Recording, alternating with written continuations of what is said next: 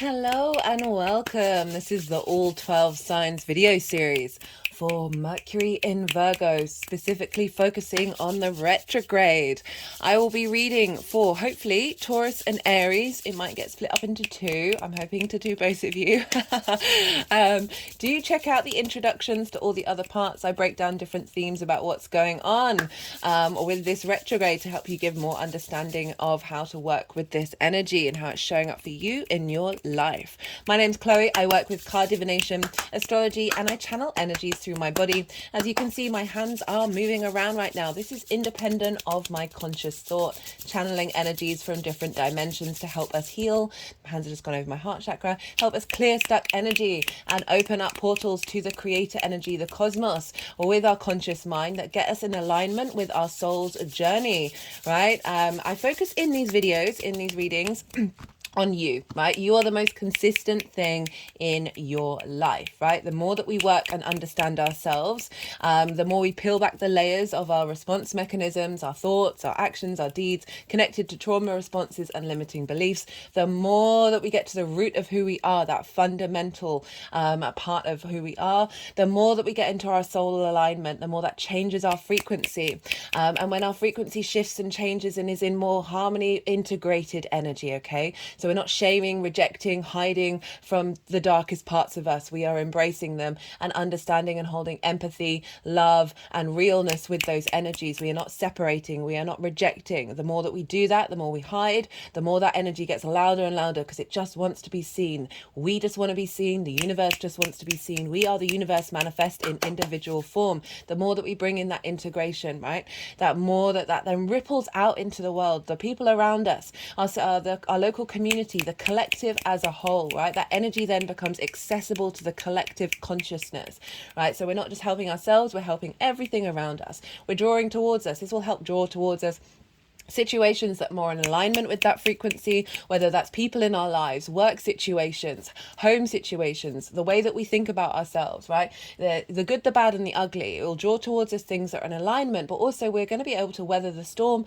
of difficult situations because they can still be in alignment and what we learn from them. We're not necessarily getting shaken off our perch when difficult things happen. We hold space. As I said, we are multifaceted beings, right? We have the capacity of holding space for not only peace and serenity while good things are happening, but also when the difficult things are happening. We have both dark and light in our lives. We have multiple shades of grey. Acknowledging this and holding space for it turns everything into a rainbow.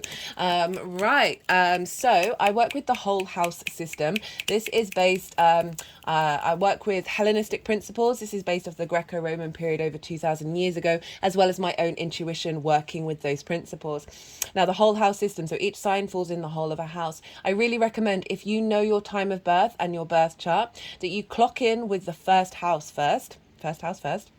This is your rising sign. This is your ascendant. This is the house of you. The astrology will be linked into that sign being in the first house. It doesn't invalidate you looking at any other sign in your chart. We have all of them, right? Perhaps looking to where your Mercury is. Go look to that sign. Look to where it falls in your chart, the house that it's in, the themes of that house, and apply those themes to the messages that come through. It's as if that sign has now moved to the first house, right? If you have any specific questions linked around romance or work or those sorts of things, do check out the description box, or a natal chart. Do check out the description box where my email address is, and send me a line about what kind of thing you're looking for. I really like to tailor to the client, bring in both astrology, tarot, and the energy work, very much like the readings that I do here. And the reason why I'm bringing that up is because, like, when the tarot shows up, when astrology shows up, this can be linked into other people, particularly court cards. Certain cards in the deck are linked into, can be very strongly linked into love or work. These things, I'm not necessarily going to read them in that way with these readings. I'm going to be focusing on how this energy is showing up for you. If I get a strong message coming through that may be linked into those themes, particularly linked into the houses and what the themes of those houses, I will bring them up, but I do like to focus on you. Same with astrology. I see the natal chart as both containing the whole of you, but it's also about parts of your life that are activated by other people.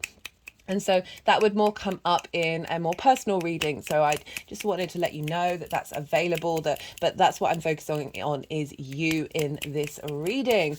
Right, as I said, in all the introductions of this transit series, I'm bringing in different themes linked around into Virgo, Mercury retrograde, and what's going on. In the part 1, I did a collective reading for the retrograde. Part 2, I did a reading about the fact that this is opposing Pisces, and this is where Saturn is. Saturn hasn't been in Pisces for 30 years. We haven't had this opposition in these signs between Mercury and Pisces for 30 years. This is a big deal. Neptune's also there. So that was part 2 that I did a collective reading on that. Part 3, I did it. Oh, God, my favorite aspect of all of this whole transit is at the day of the retrograde itself on the 23rd of September, Mercury is going to be square Vesta. And so Vesta's over in Gemini. And I talk about the themes around that. I feel like it's a really pivotal part of this transit. And so I pulled cards for that in part 3. And in this one, I am going to be pulling cards. So this introduction, I'm going to be pulling cards for the fact that we have Jupiter and Uranus over in Taurus, which is trining this Virgo Mercury energy, right? So we've got the trine is an aspect of Jupiter, right? This is easy. This is, oh, hello, Saturn. We have the sense of completion, of whole, of knowing yourself, that I'll talk about that more in a little bit. We are dealing with Trine. So Trine is an aspect of Jupiter. Jupiter wants to elevate, wants to expand, wants to provide wisdom and cohesion, a bringing together of everything in the whole, a sense of knowing. With this wisdom that we get when we get from a Trine, this is when we can bring in that energy that is linked into Jupiter of opportunities, luck and abundance, this expansion energy. Why are Trines easy and free-flowing? Well, they're a soft energy ruled by Jupiter, which is a benefic. Benefics want to help you out without necessarily having you jump over several hurdles. And so you're both earth energies. These are both earth energies, and they are both yin and night in nature. I'll leave it like that. They're both yin, night in nature, and so they're the yin or the yang side of a sign are kind of like the baseline, the nature of which they express themselves. So that understanding that true essence of the nature of these signs they've got in common, as well as both being earth signs, so they're able to share information very quickly. It's very free flowing, but they're different modalities. So Taurus is fixed energy. This maintains, this keeps going, this sustains that energy. And so mutable is adaptable, is more magical, right? Is able to shift and change and move with the flow. So you've got a lot of being able to change and adapt that which has been fixed, and that fixed energy then sustains it. So we've got a lot of support here, and we've got Jupiter and Uranus in the same sign, and throughout this transit Mercury is going to be either trining Jupiter or trining Uranus. So we've got Jupiter, the bringer of wisdom, the knowing, the faith, right? And sort of higher principles of things, this very generous energy. Jupiter likes to expand that which it touches and sort of say yes to things. And Uranus is the oddball of the universe, right? Its north pole points towards the sun. Its axis is different to that of all the other planets. All its moons are retrograde. It is very independent energy, very maverick energy, very comfortable being itself. It can also be very disruptive. It can flip things on its head, hence the different axis. And this usually does it when you haven't been able to tend to your soul's journey. Okay, you haven't been able to release tension in your life that is blocking your ability to flourish, right? Uranus really wants you to be comfortable being your independent self and not caring what society thinks of you. That real innate confidence. So we've got wisdom confidence and we've got independent confidence coming in from the Taurus area, right? And so Uranus, I call it the breaker of chains, the clearer of paths. It likes to open up new pathways in order for us to think differently. It wants us to break the chains that may have been limiting us from being free. And this is all trining Mercury down in Virgo. So Mercury is linked into the smaller details of things, the digestion of information, the flow and the ease of how do we express and collect information and use it and facilitate it. This card has come up I think for nearly every collective reading, and also be able to help us bring in discoveries and information that we may not have been able to access before. So we've got a lot of wisdom and support from the Taurian area of our lives. This is ruled by Venus. She wants us to feel good, wants us to connect, wants us to enjoy the 3D world. It's about our senses, our physical body, right? Virgo is the social earth sign. This is ruled by Mercury. This is where we utilize the information that we've collected in order to help facilitate clearing blocked energy in our society that is getting in the way of flow, right? Being able to utilize this wisdom that we find in our physical bodies, tapping into our senses, being mindful of our engagement, accentuating that pleasure principle that is then feeding into how do we work that into our 3D reality.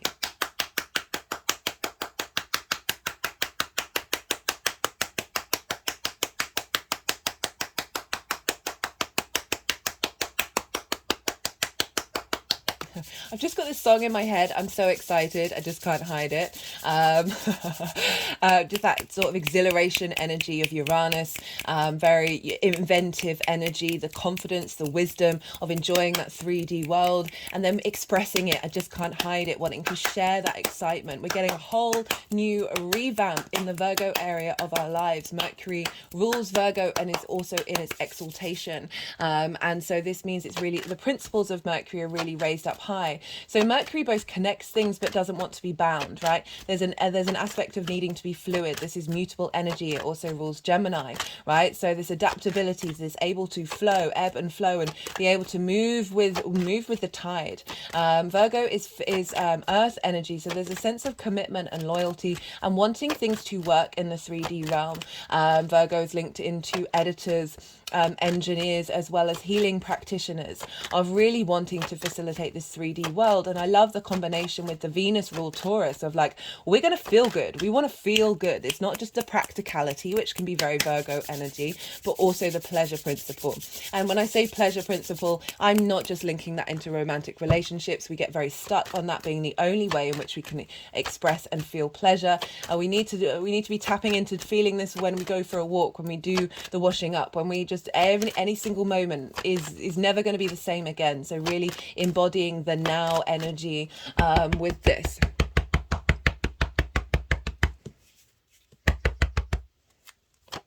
Right, let's see what wants else to come out. We've also, let's bring in Pluto, shall we? Hello, Pluto over in Capricorn.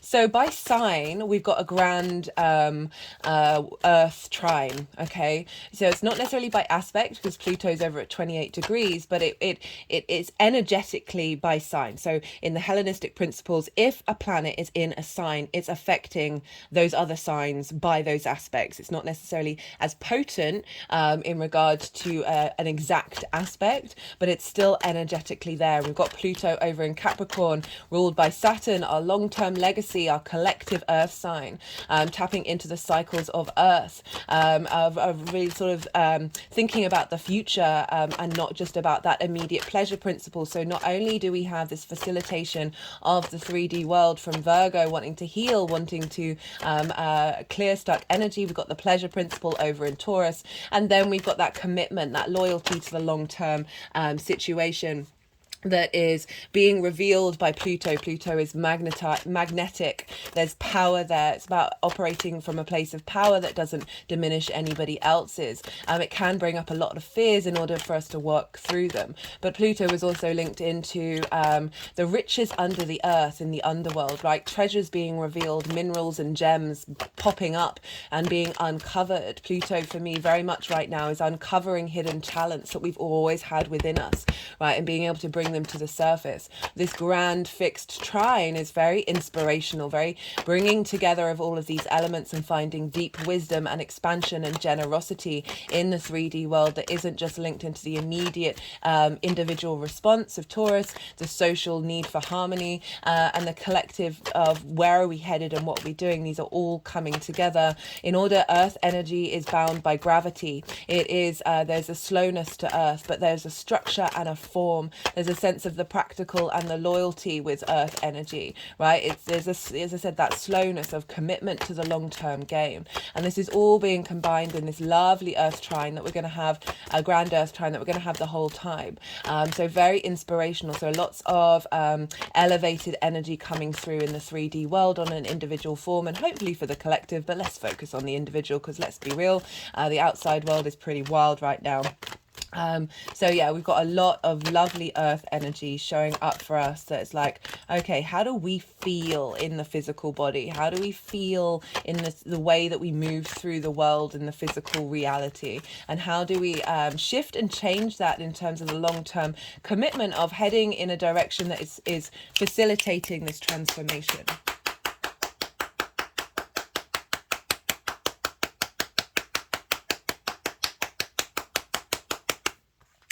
And we've got lots of, I'm just going to bring it in, right? So we've got Saturn and Neptune over in Pisces. And so this energetically by sign is forming a kite formation. So we've got sextiles from Uranus and Jupiter to Saturn and Neptune, sextiles from Pluto to Saturn and Neptune. And then that's all sort of feeding down into Mercury. So Mercury in Virgo, the Virgo energy, this is the end of the kite. This is the tail of the kite. And this is what we focus on. So all of this energy, this outer energy of the outer planets, of the longer term cycles of the collective and our individual experience, is feeding into this very immediate, very fast energy of Mercury, of that very personal way in which we understand information and work with it, right? So this retrograde is powerful. Let's see what final card wants to come through with this earth trine, grand earth trine with us all.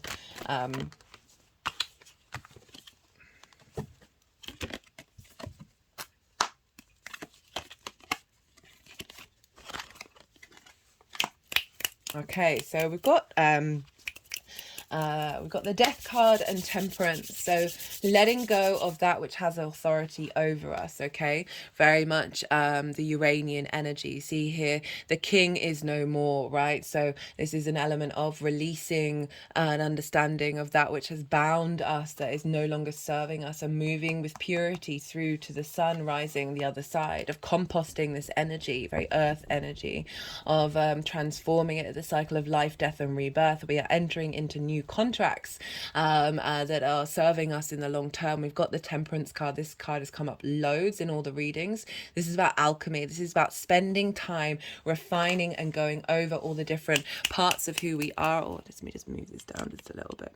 All the different versions of who we are within us, and alchemizing that in order to break the norm, okay? Because you see here the water is going up into the cup. This is saying going against that which is standard, that which is in the 3D world. So we're bringing magic into the 3D. We've got the Two of Wands. This is getting the lay of the land. This is finding, the earth is in their hand, of like understanding this new dynamic that we're working with before we then start a new journey. We've got the Page of Cups. This is beautiful creative energy coming in, this pleasure principle, the joy, the imagination, the love that's coming through here, that it's not all hard work, but it's facilitating this freshness in the way that we engage with the 3D world, that is, coming from a space of love, right? Of that, the Venusian energy coming in quite loud and clear. With the Ace of Swords, the clarity in our new journey, finding that wisdom, that inner truth. Jupiter can very much be linked into those sort of higher principles of truth, and understanding that it's facilitating Mercury on its journey of like, hey, let's work with these deeper, intenser, higher principles in order to then transform ourselves and not get stuck on the small details and the self-criticism and the judgment that Virgo energy can very much do. Let's facilitate from a space of a higher space of truth, rather than, right, sometimes when we it's judgment, but also judgment of ourselves, like being able to move through that. We can still observe and see where things might not be working, but not operating from a place of shame or rejection or separation. But when we dissect the world around us, know that it is still a whole, right? The World card, this is completion. This is Saturn's card up there in Pisces, right? The more that we know ourselves, the less boundaries that we need. This is a boundary, but it's also a zero that's implying all the possible opportunities that are coming our way. When we truly know ourselves at a deep level, we need less boundaries because we're more confident in the way that we act and we respond in the world, in the 3D facilitating energy. Crowned with the Four of Wands. This is celebration of all the hard work that we're going to be putting in over this retrograde. It's about being mindful, it's about being attentive and being in that state of observation.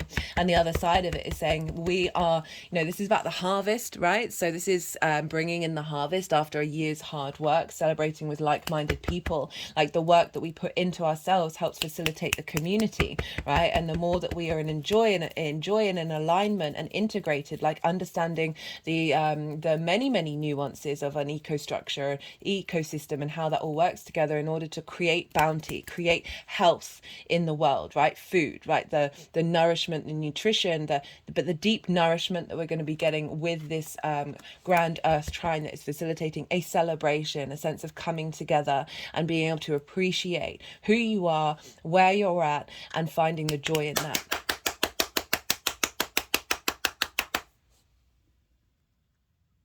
So this is the road opener candle that I've used for every Mercury transit that I've done. Okay, they just wanted to bring the snake over here, this sort of acknowledgement of the cycles of time, that that it cracked open while I was doing a Leo while I was doing the Leo reading, also wanting to bring in the third eye, the higher perspective, the gut, where Mercury is of like our intuition, healthy body, healthy mind.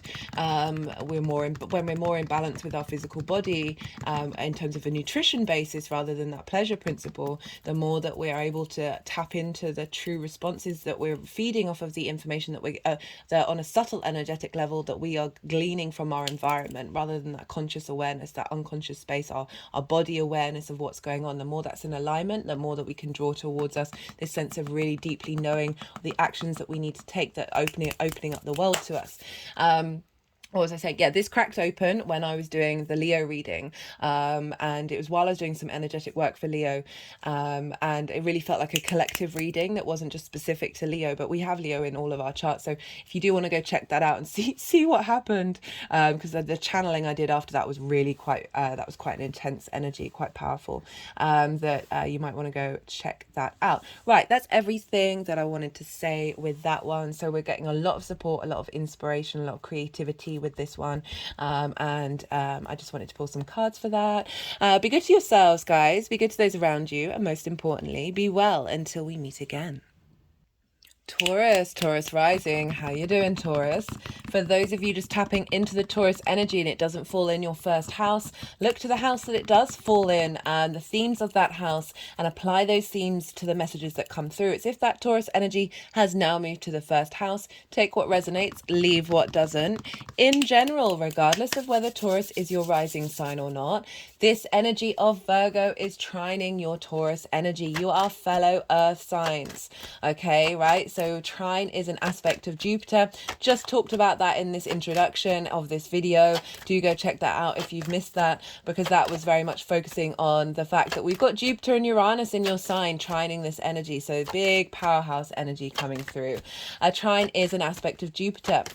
Right, this is a soft aspect, as in it's not asking you to jump over a lot of hurdles. This information and energy is flowing through you very easily, right? You're both yin night in nature, so that is the root of your nature, the root of and how you communicate. You're both earth signs, so you understand where each other's coming from, but Taurus, you are fixed in nature, and Virgo is mutable, so you're able to bring these two sides together and get them to work together. That energy of fixed energy, what is going to sustain you, and what magic can you create in that mutability of shifting and changing and getting an alignment with this combination of that's going to serve you in the long term, but also allow you to be free and accessible. So trines, they want to Jupiter likes to bring elevation, likes to bring expansion, likes to bring wisdom to the table. Okay, so it brings cohesion. It's capable of holding all the planets within it, right? The understanding of all the individual things in the whole. This is where this sense of confidence comes in, when we tap into that innate wisdom that we can have within us with these aspects, right? It's very inspirational energy. And with that innate wisdom, right, that's when we start to feel really confident and generous in our expression of being. This is when the opportunities and the abundance and the luck comes in with all of this energy. And so very, very supportive energy for you, Taurus, with this retrograde. For Taurus rising, you have Virgo in your 5th house. This is the house of joy, right?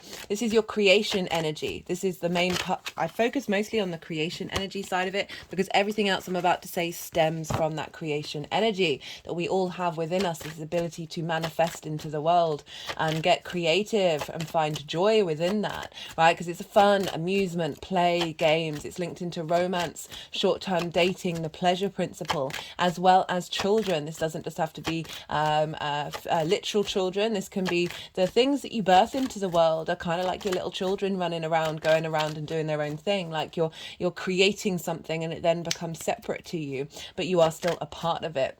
Right? Creative energy doesn't just have to be linked into like painting or music. It is anything that you do where you're coloring outside the lines. So it's your understanding of reality and then how you interpret it and how you bring that into being.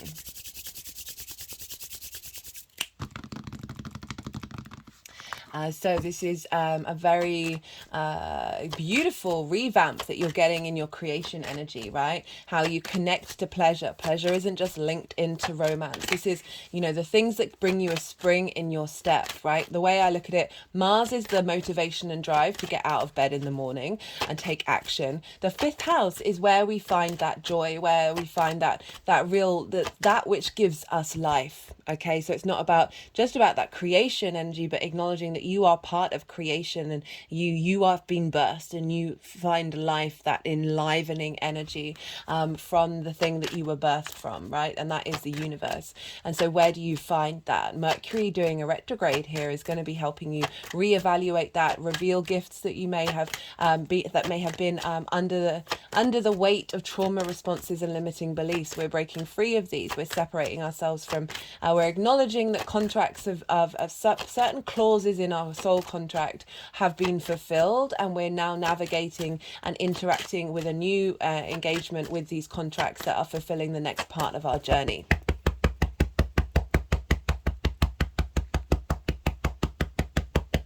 They're just tapping over my heart chakra. Sorry, I'm trying to make an effort of letting you know what's going on. They do love doing this. It is the heart space that is fundamental, and in particular Venus is over in Leo doing a retrograde.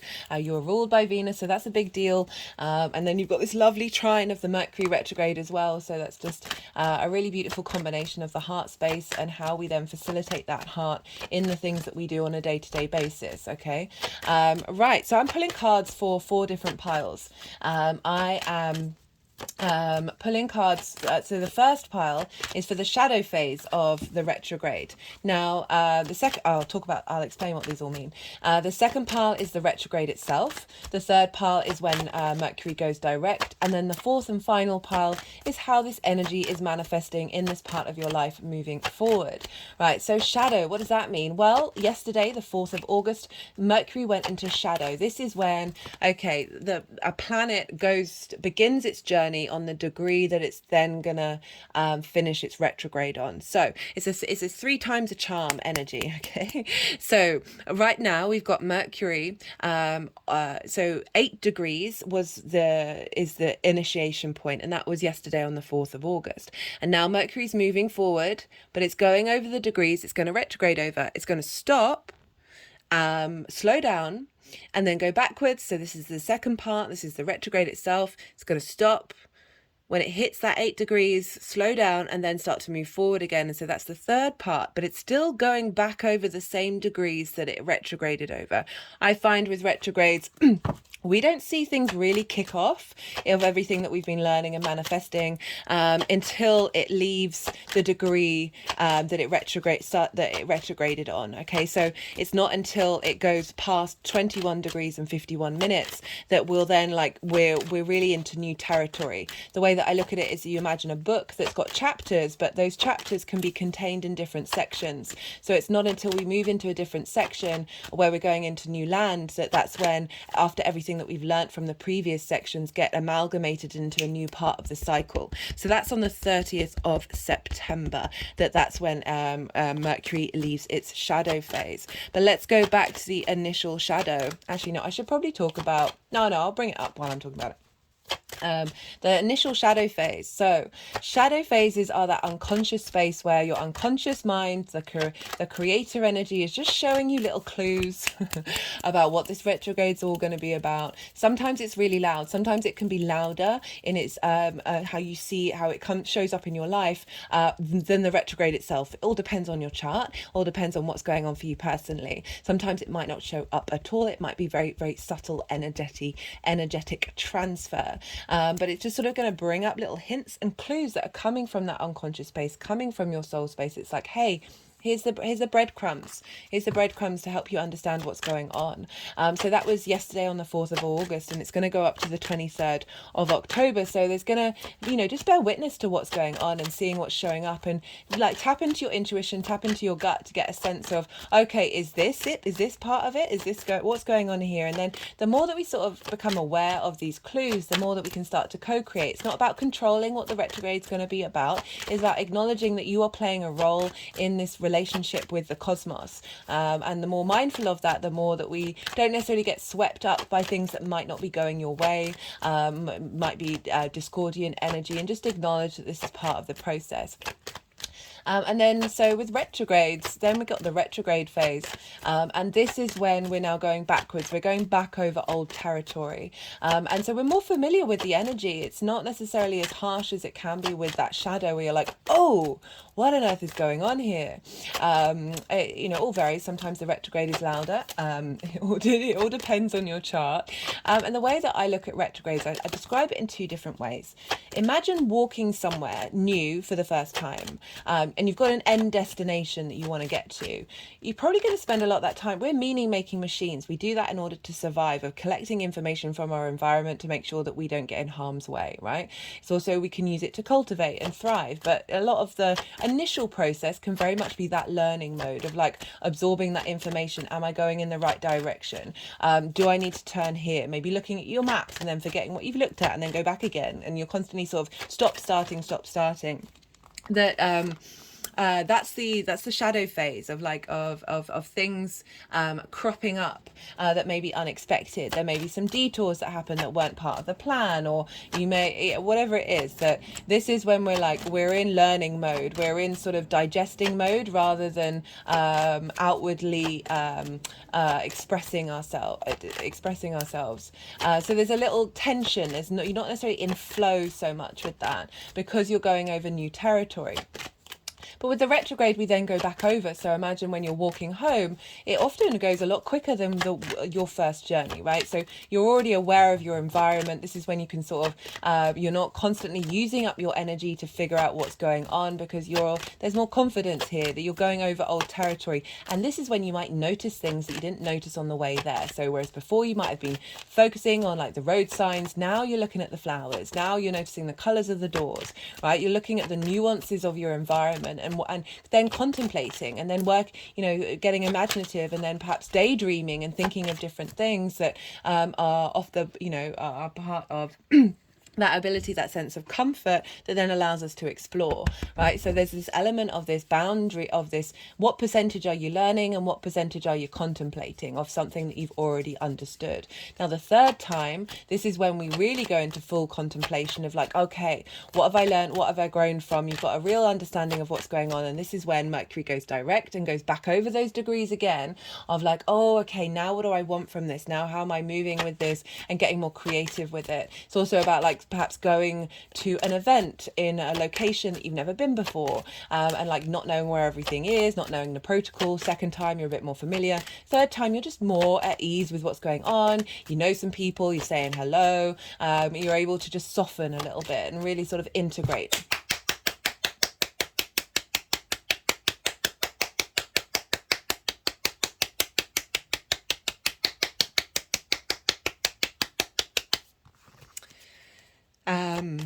Yeah, and then you're instigating a new journey with everything that you've learned the other side of it. I also link it into when you're learning something for the first time, it's really good to go over it and revisit it.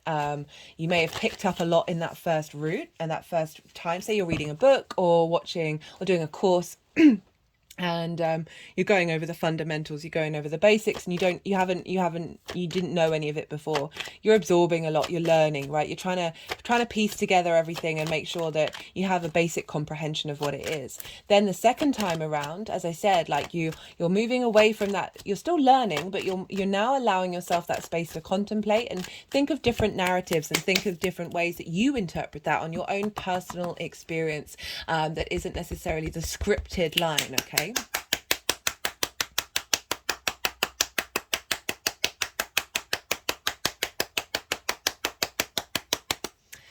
And then the third time, wow, you're really getting creative. You're really exploring and colouring outside of the lines that are very personal to you and your expression of what it is that you're trying to understand. So that's how I look at retrogrades. They are hindsight, okay? Hindsight is a wonderful thing, and we often only get it when we have gone through that event, right? Of like, oh, I wish I'd noticed this. I wish this had happened. This would maybe have changed this direction, right? When we have retrograde planets, right, rather than just all the planets direct all the time, this is when we miss things. This is when we might have jumped, we might have leaped without looking, right? And, you know, maybe have a bit of a strange detour, not necessarily a strange detour, maybe have missed this pathway that was actually meant for us. I mean, arguably everything we do is meant for us, but just think about that in theory. That the retrograde helps us time to see those nuances, see those things that we may have missed that actually add more depth and understanding to the journey that we're headed on, right? And really, retrogrades can realign situations that were actually more suited to your soul's journey. Even if you don't necessarily understand it at the time, we can get very frustrated with things that we really wanted to happen, then they don't happen. And then like down the line, we're like, oh, that not happening led to this, it got me this, that actually fulfilled my needs in a way that I couldn't even possibly comprehend. My hands have gone in my heart chakra. And that can be really difficult because we're constantly in this analytical observer mode of like, what if, like the guilt, the shame of like, oh, did I make the wrong mistake? Did I do this?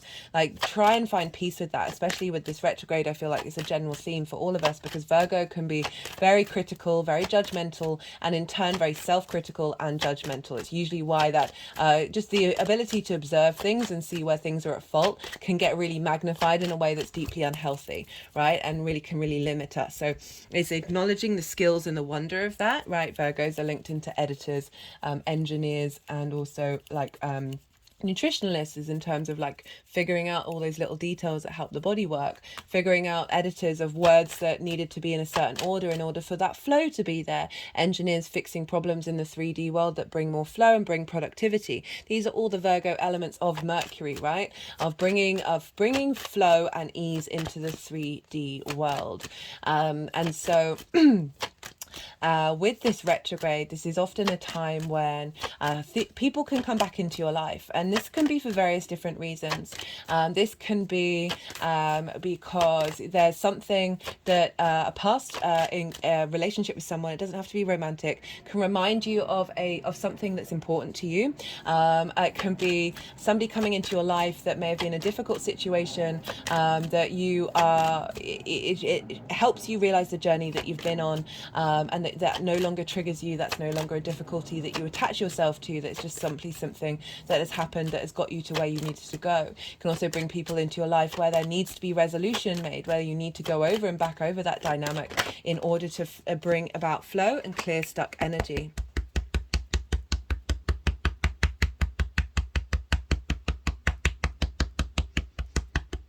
It's genuinely amazed me the amount of times that Two of Cups has shown up. because, you know, we're dealing with earth energy. You wouldn't necessarily think that we're dealing with water. I mean, admittedly, Saturn and Neptune are in Pisces opposite this. So, yeah. Anyway, still, it's been a surprise. I'm loving it. Like, I'm into the message, but still. Right, what else was I saying? Okay, it can also bring people back into your life, or bring people into your life that may be linked into past life situations, because it's not just about people who've shown up in this lifetime, but in others that are facilitating the next part of the journey, helping you find clues and wisdom and understanding of where you're headed and what you're doing, all sorts of ways. Very strangely enough today, and it's particularly relevant considering we're dealing with the fifth house of joy and the pleasure principle, that I had someone message me out of the blue who I've not spoken to for years, not for any bad reason, just we don't live in the same country, who I used to have dalliances with, right? It's very old-fashioned of me to say dalliances. That it was, you know, very, you know, I don't mention it enough, but very sex positive on this channel, very open to people being able to express their pleasure principle without shame and without rejection, and how ridiculous it is there's so many societal structures that block that. Venus is playing an important role for us all, with this retrograde in Leo.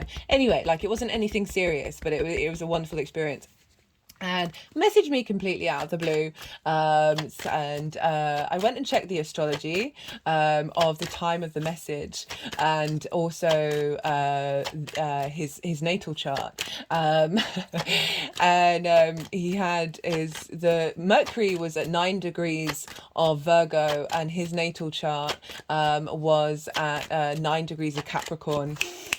So it's that trine energy coming in of like providing me understanding and wisdom of a previous experience that actually brought me a lot of joy, and like reminding me of that dynamic. Yeah, just like Mercury can do that, can just like summon messages that come in that are linked into what you're cultivating and building on in this retrograde. So I just thought that was hilarious, like a really, like, completely out of the blue, yeah, that really tickled me. Is the universe starts getting really creepy. I need a better word for creepy, when you start following the astrology and like see how influenced we are by the energies that are around, that we feel very drawn to do a certain thing, and that's what's going on in the sky. It can be really, really apparent. So I just wanted to bring that in because it is a sort of a fifth house topic, of that somebody might come into your life that you haven't spoken to for ages, that, you know, as I said, really either highlighting something that is part of who you are that you may have forgotten, or letting you know that you've released a certain energy and transmuted that energy, and that, like, if it's a difficult one, that no longer is part of that soul contract that we're changing during this time. Do check out which one was it? It would have been video 3, where I went into detail about one of the main aspects between Vesta in Gemini and Mercury at the time of the retrograde. So it's all about the soul contracts, right? We're working through contracts and working through the details of them. Obviously, all the stereotypical stuff of like messages may go missing, things may disappear around the house, posts may disappear. You know, be mindful of contracts, but I always say, like, you do what's right for you. You tap into your intuition, really sit with it and meditate with it. I feel like going for walks out about in the world, very Virgo is social, as in it's trying to facilitate the social environment, of going for walks and getting and like movement around in your local space, but also more so on your, like, you can do it with other people, but more so by yourself, so you're tuning in to the messages that are coming in from Mercury during this time, and seeing what pops up. So a revamp in your, the retrograde phase, sorry guys, is when we're sort of going over and revisiting everything. We feel comfortable about it. We're able to sort of understand the nuances because we've gone over this old territory, whether we're conscious of it or not, where there's a familiarity here.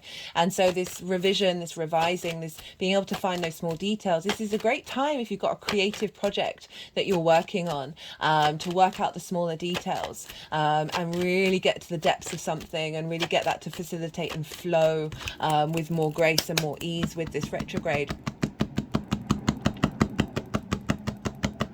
A reevaluation of your sociability, the thing that brings you joy, and a re-understanding of how you collect information in the outside world that brings you joy. So breaking open new dynamics, breaking in and bringing in the 5D of like really being able to find, I talked about that a lot in this introduction of that pleasure principle. And as I said, not just linked into romance. This is absolutely any way that we can connect to our particular moment in time with that of pleasure, with that of an ease, of a finding the enjoyment of the 3D world coming in, is definitely a thing that would be a really great meditative practice. I'm going to be at some point doing an introduction about Mercury and the sort of offerings that you can make or the things that you can do. That Mercury's, but I'll mention it here. Mercury's day is Wednesday, and also Mercury is connected to the crossroads.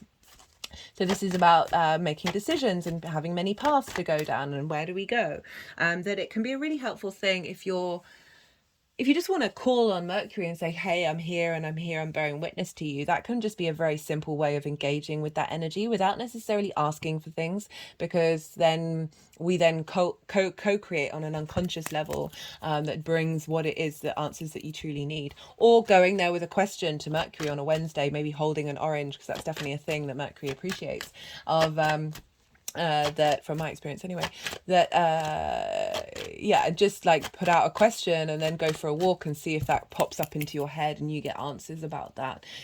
Mercury people with Mercury retrogrades are very intelligent, pretty much. That it's like Steve Jobs had a Mercury retrograde, and this can be a little block in communication and being able to express yourself, but when they do, it's coming from such depths because it's doing that 3 loop, right, of like really integrating and then being able to express itself on its own individual form without necessarily parroting things, right?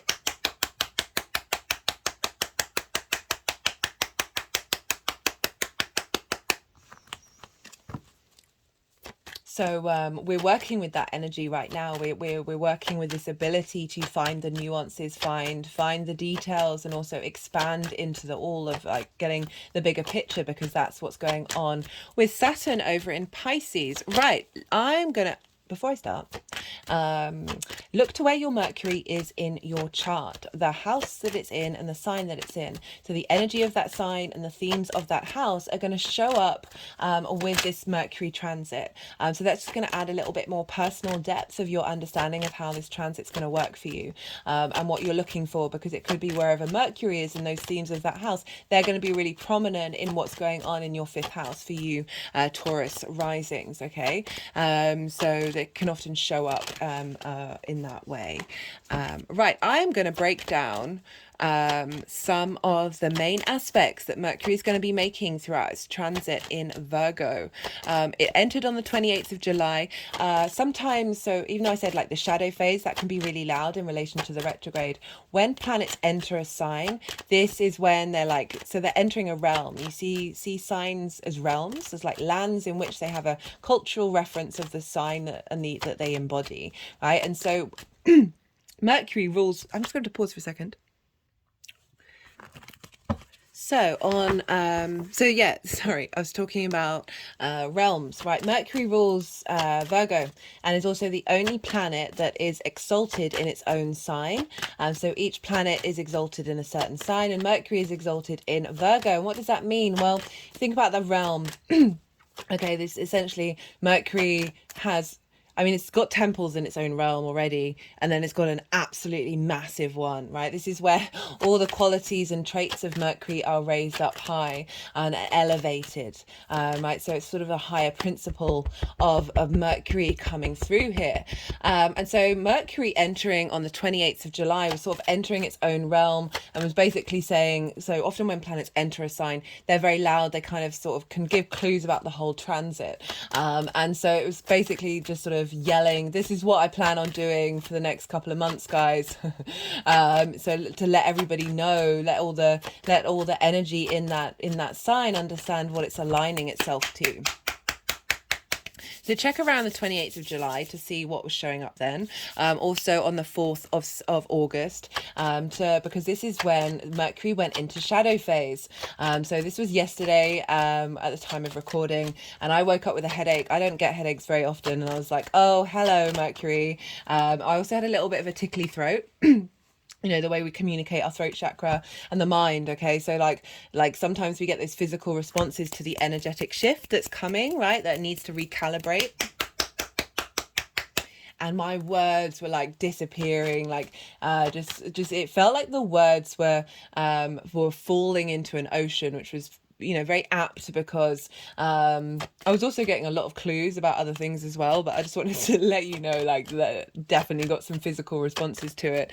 That the moon was over in Pisces with Saturn on that day, so this energy got instigated and implemented into the beginning of this shadow phase. And so the moon with Saturn is giving us intuitive hits about where we're headed, right? Saturn is integrity. This is cause and effect. Saturn can shake up our foundations in order to make sure that we notice the small cracks that are there that could otherwise in the future pull everything down, right? Wanting us to have strong foundations. There is an element of duty and responsibility and heaviness with Saturn. It brings structure, and it's bringing structure to the magic, the mystical, bringing the cosmos into the reality of that Pisces energy, right? So it really wants you to work with your own authority that isn't diminishing others, but also helping you step in line with your own integrity moving forward. That Saturn's a longer term cycle planet, and so it's feeding this information of where we're headed collectively as well as individually from this structure that we're finding in the magical realms. Magic's just science we haven't figured out yet, and it could just be argued that anything that is the unseen, the unknown, the unquantifiable, got 2 3s, lovely, that is showing up in our lives, right? The different realities, the different possible versions of reality, and Saturn's bringing structure, saying, okay, how do we facilitate this? That means that they're working with their integrity in the long run, and this balance between Saturn and Mercury and the moon. So the moon with our intuitive hits, right? How are our needs being met? How are we nourishing ourselves? How are we nourishing others? How is our emotional body in relation? That intuition is feeding into Mercury at the beginning of this shadow of like, hey, let's bring the practical and the magical together, right? Let's find our intuition and our state of observation, our conscious observation of Mercury, and bring that into balance for the next for this transit. We also have Mercury coming into a trine with Jupiter on this day. And so there's that trine element that I talked about. And you have Jupiter over in, I forgot to mention where you have Pisces. So you have Pisces in your hopes and your dreams. This is the house of good spirits, right? Hopes and dreams, friends, groups and alliances, and reaping the benefits from your 10th house. So there's a lot going on here where you're understanding of how to get an alignment with your hopes and your dreams. Just want to pause for a second. Sorry about that. How to get in alignment with your hopes and your dreams and that long-term legacy that Saturn's giving you, that authority and responsibility around that, into the way that you express yourself creatively. So bringing that spring in your step, that joy. With oppositions, we want to find the balance in the middle. We don't want to seesaw too much from one side to the other. There is about bringing in flow. So we've got Mercury, a very strong Mercury, opposing Saturn, bringing into balance. Okay, let's facilitate these new contracts in terms of your long-term hopes and dreams, right? That long-term structure of like, okay, the life direction that I'm heading in, right? The life purpose of the 10th house, like how is that being facilitated in the benefits that I'm reaping from that, and manifesting in your hopes and your dreams. That Mercury is now working through the small details and revising over things and breaking down certain contractual structures that are no longer serving you and instigating new ones, that is facilitating bringing joy, bringing that creation energy, that spring in your step into your hopes and your dreams.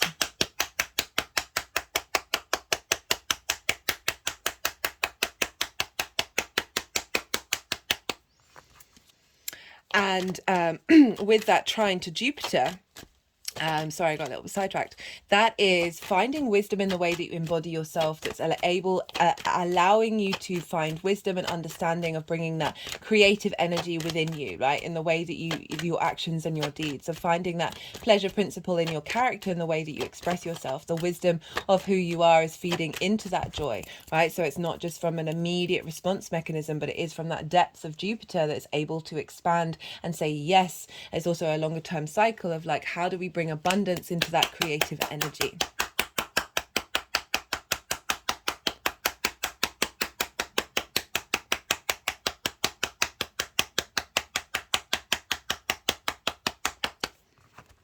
On the 9th or 10th of August, depending on where you live, this is when it's the exact trine with Jupiter. So even though we had a trine in the lead up, this is when it's exact, so something might show up on this day, or on the day either side of it. All depends on what's going on with you. That this is like a real reinforcement of that wisdom and that elevation that's feeding into Mercury during its shadow phase, of like maybe things coming to light, of blockages that you may have had in the way that you embody yourself, that may have limited your ability to express your creative energy, right? Be limited, and through that, the wisdom of Jupiter, you're able to find the truth in it and be able to then break that down, as well as just feeling perhaps really, really good about yourself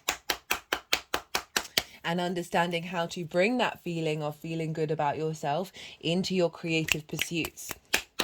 For just in general, I think I probably said it already, this is a really great time to do to work on creative projects, and get into that sort of depth and understanding of how to express that.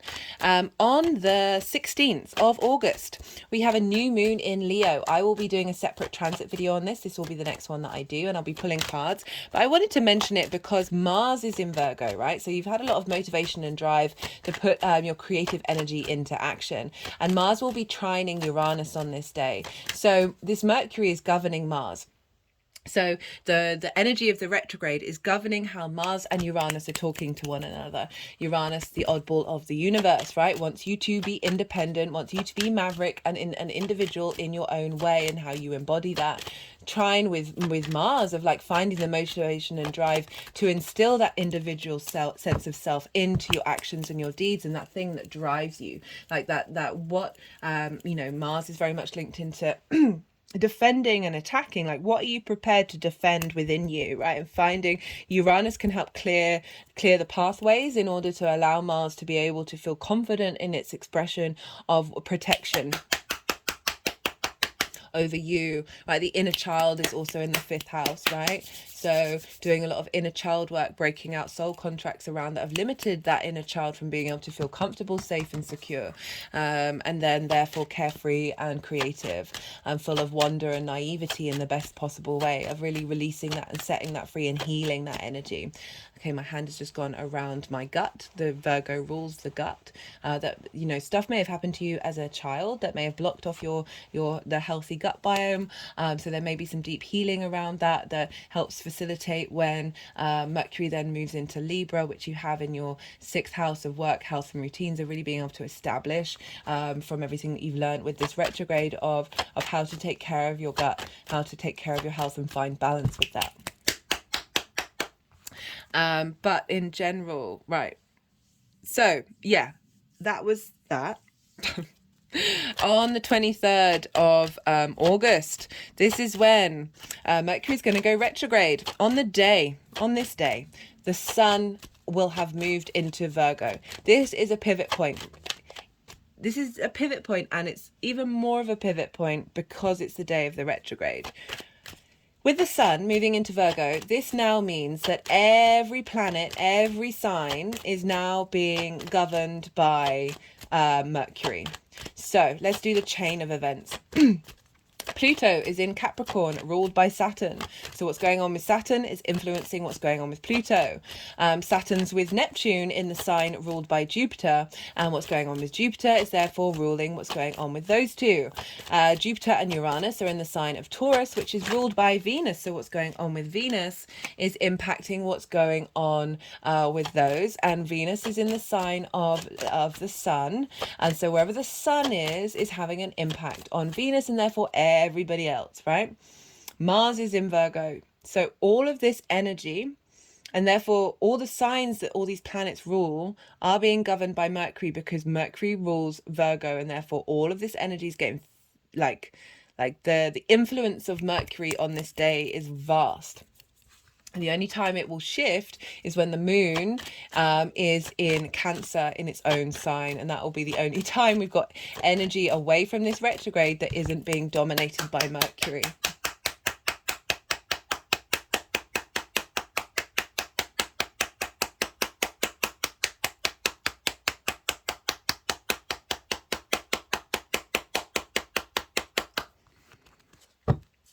So this is powerful stuff, and it's the first time in 30 years since we've had this with an opposition to Saturn. So this is huge. And at the time of this retrograde, so this is at 21 degrees 51 minutes.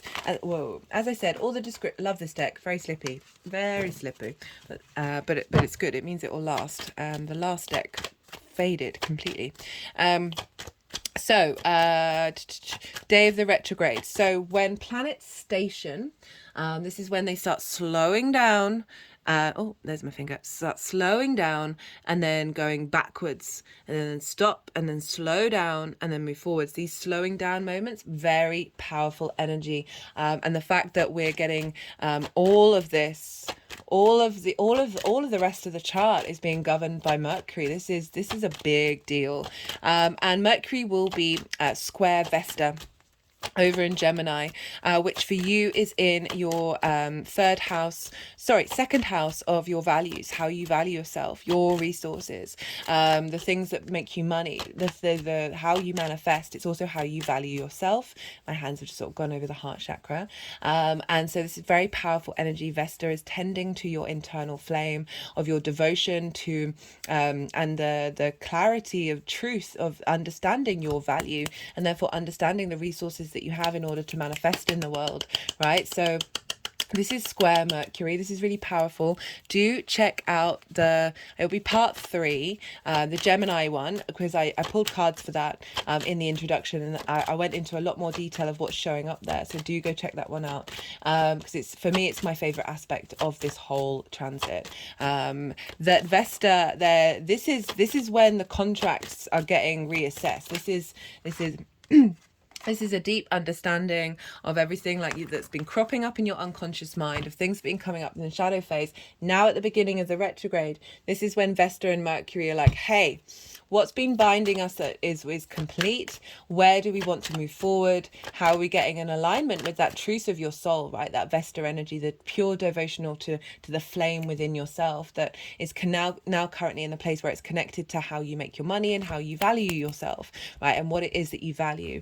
There's an alignment with your creation energy, right? So we're pulling in a contract now linked into you finding joy and creativity in the way that in the skills that you have in order to manifest in the world.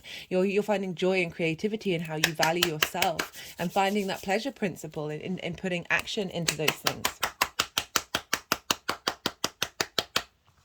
We also have the moon over in Scorpio at the time of this retrograde. And Scorpio for you is in your 7th house of your one-to-one relationships. This is business partners, one-to-one clients, as well as intimate friends and romantic relationships, right? So this is getting intuitive hits, the moon, right? How are our needs being met in terms of, say, your business partner, or say the clients that you're getting or not getting, right? How are your needs being met in order to facilitate the skills that you have in order to make your own money, right?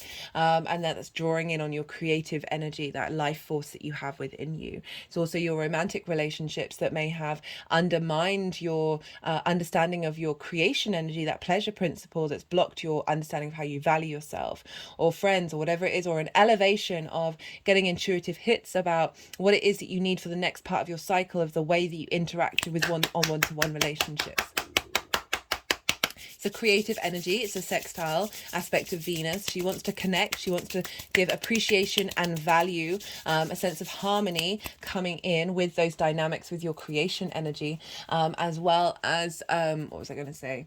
That brainstorming energy, right? So the moon, our intuitive space, is feeding into Mercury at this time and saying, hey, here's some help. Here's some clues about what's going on and what's needed to be transformed and where those contracts need to be altered. We also have a trine with Uranus. So, as I said, maverick of the solar system. This is beautiful energy of right at the beginning of this retrograde. Uranus wants you to be you, right, and not be anybody else. Be you. And so we've got this acknowledgement of how you embody yourself, the wisdom of that, the breaker of chains, the bringing in new ways of engaging with the world, new different dimensional ways of bringing in to your creative energy. They've just sort of gone around it's around the solar plexus, which is, you know, very much linked into the fifth house of that creation energy that we have. Okay, they've gone over. I've got this stone here that's it's a charging stone.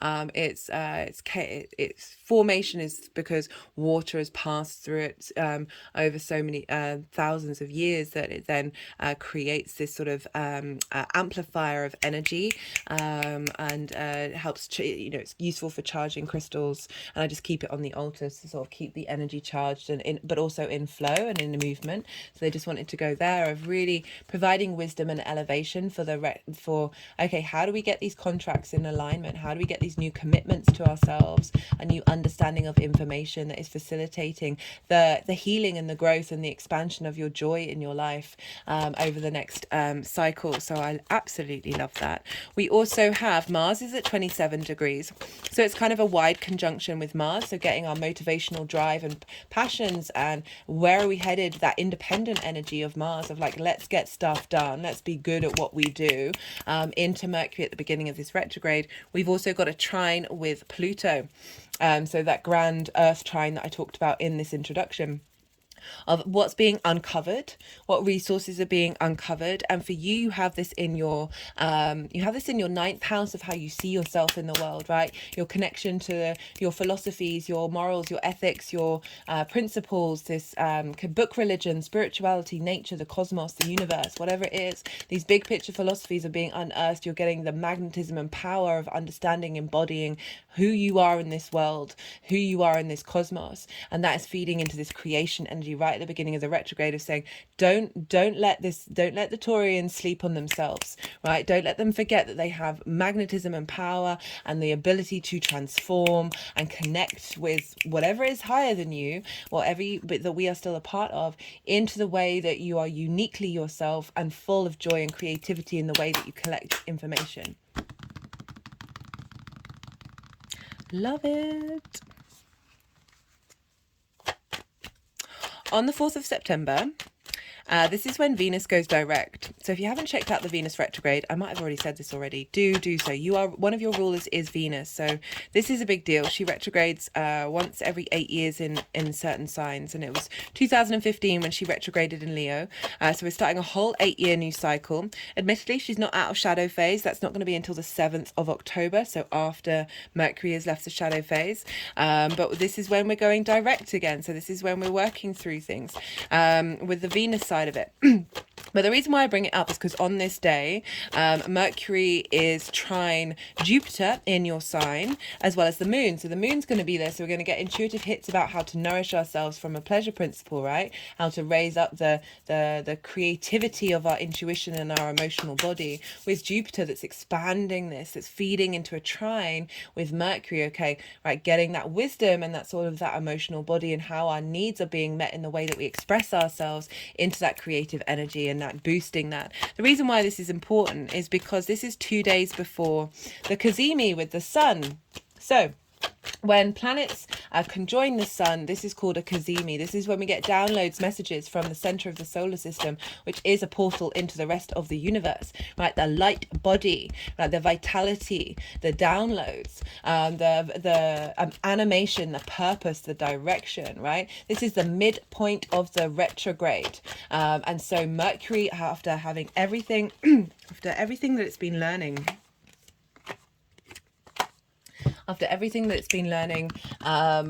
in its journey, this is when we're getting a boost from the sun. This is when the sun is like power up, right? Power up time. We can often get messages, intuitive, unconscious, conscious messages that happen around these days, okay? The 6th is the exact day, but we can often feel it in the lead up and afterwards. This is also trine that Jupiter. And now this is when Mercury moves from being an evening star when it's rising in the evening to a morning star when it's rising in at dawn. And so the evening star, it's more very much like that yin night energy. It's like the retrograde where we're looking back to the past, right? We're contemplating where we've come from. There's a sense of strategy, of taking our time, of planning, right? With this Mercury as an evening star. And at this point, even though it's the midpoint of the retrograde, so we've still got the other half of the retrograde to go, the Mercury moves into the morning star, which is more that yang energy, that direct, extroverted, outward taking, looking to the future. side of things. And so with everything that we've learned and cultivated, we are now looking more to the future. We're still going over things, but we're focusing forwards. So this is still the second half of the retrograde. Then on the 15th of August, this is a new moon in Virgo. And at the exact time of the new moon, Mercury is still retrograde. Very powerful energy. I will be doing a lunation video on this and pulling cards for it. But it's just really fascinating to me that we have this new moon just before Mercury goes direct. So it's going to go direct 18 hours later. And so we still have we've got Mercury station direct, powerful energy, this very being able to see the nuances, being able to really go into the depths of things and revisit things and be open to change with this new moon and Virgo that's starting a whole new cycle with that Virgo area of your chart. Love it. 18 hours later, Mercury goes direct. And as it does so, it's conjunct Lilith, Black Moon Lilith, that's at 1 degree of Virgo. Lilith, the mythology around her, do go check it out. She's a phenomenal energy, and she's been a scapegoat for a lot of control, patriarchal systems, right? You know, I am eternally grateful for her holding space for all of those difficulties that we've gone through. The mythology around her, essentially in a nutshell, is kind of like being independent and being equal. Like, if you can do a thing, why can't I? Why are you limited that when you are doing it? Like, she's very much anti-hypocrisy, right? And really wanting us to open up to enjoying our lives independently from a place of pleasure, right? She's really cultivating that independent feminine energy that we have within all of us. And so I love that this is conjunct Mercury, because we've also got the Sun trine Uranus on this day. So again, the Sun, that vitality of clarity, of understanding that's being governed by Mercury, is talking to Uranus and saying, how do we move forward with this independent energy? How are we bringing forth unique wisdom, unique downloads that are happening when Mercury goes direct? And so we've got that independent energy of Uranus talking to the Sun. We've got the independent energy of Lilith talking to Mercury, that's opposite Saturn, right? So we're bringing in that legacy again. We're bringing in, okay, if we are going to be independent, let's do it with integrity, right? Let's not do it that it's upsetting, like, so. Let's not diminish other people. Let's be respectful of our independence and our pleasure principle. You know, as long as it's not affecting anybody else and there's consent involved, why are we worrying about these things? Like, there's a bigger picture going on. Like, there's bigger troubles than that. That's for sure. A very independent energy on this day. On the 30th of September, this is when Mercury moves out of shadow. So this is that new section in the book that I talked to you about. And on this day, Mercury is trine Uranus. So again, bringing in that Uranian energy that is fulfilling this desire, now that we've learned everything, of like, we're now fueling that maverick energy come in, like that sort of very innovative and inventive energy of thinking outside of the lines of Uranus, right? And we've also got an opposition with Neptune, bringing in, sorry if I've already said this, but the Neptune energy, I think I already did, is very much about linked into the film industry, because it's about bringing different realities into your own reality. With Neptune in Pisces, the main movies that have been really popular are the Marvel movies, and that's bringing in people from different dimensions and realities who've got magical skills and all that stuff and powers, and like they're all working together in order to save the universe. Very Neptune in Pisces, right? So this is about this opposition with Neptune at the beginning of the new section of the story. Is like we're now solidifying this new path of bringing the fantasy, the magic, the mystical in line with the practicality of Virgo. That's like, okay, I am going to facilitate this in the 3D world. I am bringing this into fruition. And all of this is with the trine with Pluto. So we're going back to that grand Earth trine of things being revealed, like things, that power and magnetism, that confidence that you have about how you see yourself in the world, with the uniqueness of expressing yourself and your actions and your deeds being fueled by this real impetus of bringing your fantasy, bringing different dimensions into the way that you create, into the way that you tap into your pleasure principle, maybe breaking old systems, old patterns around of how you look at that may be coming from society, of coming from things that your parental figures told you when you were a child, that have been blocking you from being able to fully express the joy in your life.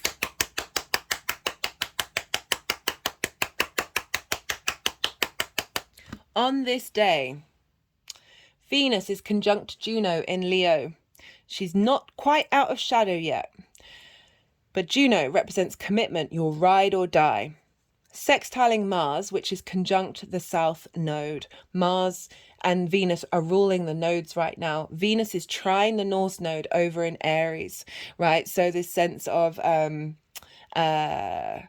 so Venus is in Aries for you is in your 12th house, your hidden house, your house of mysteries. Mars is over in Libra, which for you is your work, health, and your routines of like getting that in alignment, like they're in harmony with one another. They're getting brainstorming of like commitment to your the Leo is in the 4th house of your roots and your foundations. She's establishing a new way of looking at your valuing your foundations in order to facilitate the growth of your mental health and the magic that you have over in the 12th house. That's how you embody it in your work, right? So Mars in the sign of Libra, of making sure that we're not people pleasing to the extent where we invalidate our own experience. And the moon is conjunct the North Node in Aries. So I keep saying this in every reading. I think I'm going to do a transit, a really quick little one for that aspect, because that's beautiful. That's really powerful, especially as it's happening around the time of Mercury being out of shadow and Venus being out of shadow. On the 2nd of October, this is the final day that Mercury is in Virgo, and this again, it's got the opposition to Neptune of like, okay, now what? Now how are we embodying it when we move over into Libra? How are we embodying it in the way that we work, right? How do we bring that creative energy into the way that we look at our health, we look at our routines?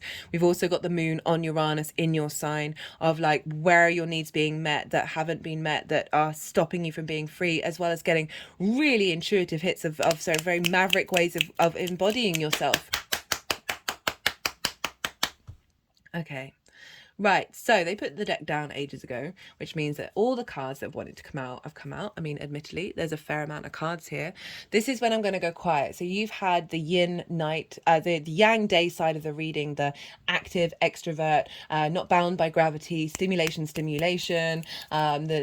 just the go side of it. We need our action as well as our rest, right? So now the day as well as the night. So now we're going into the yin night side of it, where you're digesting. You've had so much information thrown at you. I do appreciate it, but I can't help provide context. That's the Virgo Sun in me. This is when you're allowing that all to digest. Soften your mind. Don't just let it all settle, right? And then see what intuitive hits are coming up. This is a time of stillness, right? I'm going to be the energies are going to want to do some energy work, and then they'll move the cards into the piles that they need to be in. And when they're moving the cards around, I have to soften my mind and let it flow through me. And I find it difficult to channel, think, and talk when I'm doing that in that way. So that's why I go quiet. When they're done, I will come back round and I will bring in the tarot into everything that I've just said in the astrology. Exciting.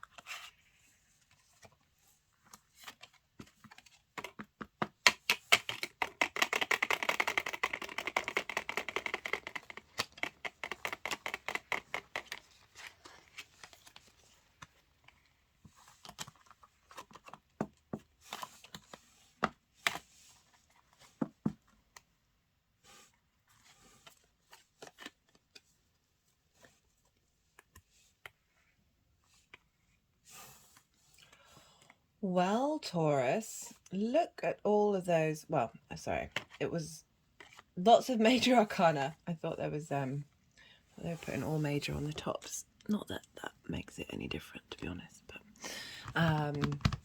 what a spread.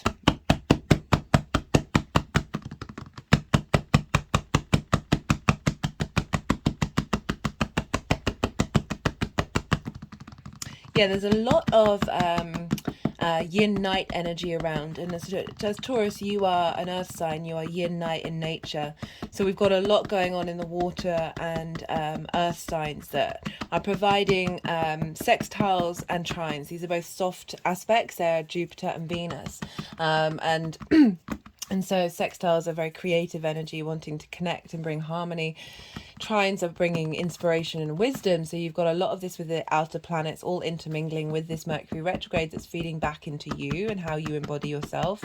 And on top of that, you've got that Venus retrograde at the root and foundation of who you are, squaring a lot of this energy that is bringing about manifestation and bringing about action. Because trines and sextiles, we can often not get up and go with them because they just feel easy, and we can often take things for granted. I always say that just to let you know, like, don't take this stuff for granted, okay? And what else is going on? Yeah, so we've got the nodes in your 12th and 6th house, and that's fire and air, that is bringing about change of motivation and drive of taking action, that is facilitating the way that you embody yourself in your work, health and routines. There's clearing out a lot of mental anguish and bringing and revealing of magic. So yeah, you're going through some great transits at the moment.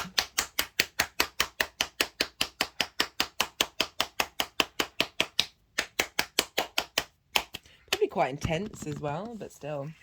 Okay, so for the shadow phase, this has been very common for a lot of the readings where there's been some difficult energies. You know, as I said, this is the unconscious space coming up into the surface, right? Bringing up things that may have triggered you, bringing up things that may have triggered you but no longer do so, helping you remember past situations in order to heal them and go on this lovely journey. Right, so we've got the 9 of Wands, we've got the 5 of Cups and the 3 of Swords. So all very difficult energy, right? 9 of Wands, this is battle weary, exhausted. So whether this is present in your life right now, I feel like this retrograde, I mean, I always say this, like it's like you can think that you've got your stuff sorted out, and then something will come along and you're like, oh, there's that little nuance, right? Virgo's the details. Mercury is the details, getting to the root of something that you may have done some surface level work on, but actually there's some more fundamental things, limiting beliefs, like are right at the root of your unconscious mind that can take a lot to unpick, right? That's why like ayahuasca ceremonies or intense breath work or really sort of very intense intentional medicinal practices can be really helpful to help us skip over and clear out, like psychedelics. All of those things can help open up the mind to new neural pathways. And so this is a sense of bit just having to be on the defensive, of having to protect yourself as well, right? So there's your, okay, they're just tapping over the heart, which does make sense. You know, I did say the inner child is here. The heart isn't just linked into romance. It's the thing that helps you feel joy in every moment of the day, okay? Virgo can be very self-critical and be very judgmental of needing things to be perfect. And if you're not perfect, then you're not good enough, right? Or feeling like you're constantly on the defensive from that self-critical space. So it's also incredibly facilitating. Virgo is a wonderful energy, but with the 3 of Swords, this is heartache, obviously, right? But it's not, as I said, not romance. It's any words or things that have happened to you that have happened to your heart, that have blocked your heart off, right? Oh, they're just doing some movement around the actual heart rather than the heart chakra, that have blocked your heart frequency being able to fully express itself. We've got this with the 5 of Cups. This is grief. This is loss, you know, looking at the 3 of Cups that have been spilt over. And very funnily enough, you've pulled the 3 of Cups, which I love the energy shift after this, right? So this is looking at something from a space of lack of that which you no longer have in your life, right? Grief is a very important process of the human experience. Sometimes we can really hold on to it though, right? And the call is to look behind and see you've got the Two of Cups turned around. Did you get the two? You did get the Two of Cups. Taurus. And the Two of Cups is here, right? And turning around and realizing there is love, there is abundance there, and going on a new journey where you're going over this bridge to this home where your heart and your inner child feels safe.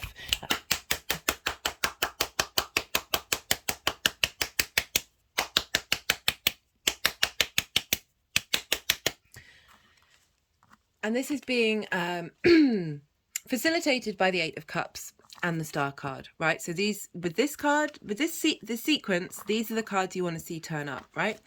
So the Eight of Cups, this is about leaving something comfortable and going off and climbing a mountain to get a higher perspective.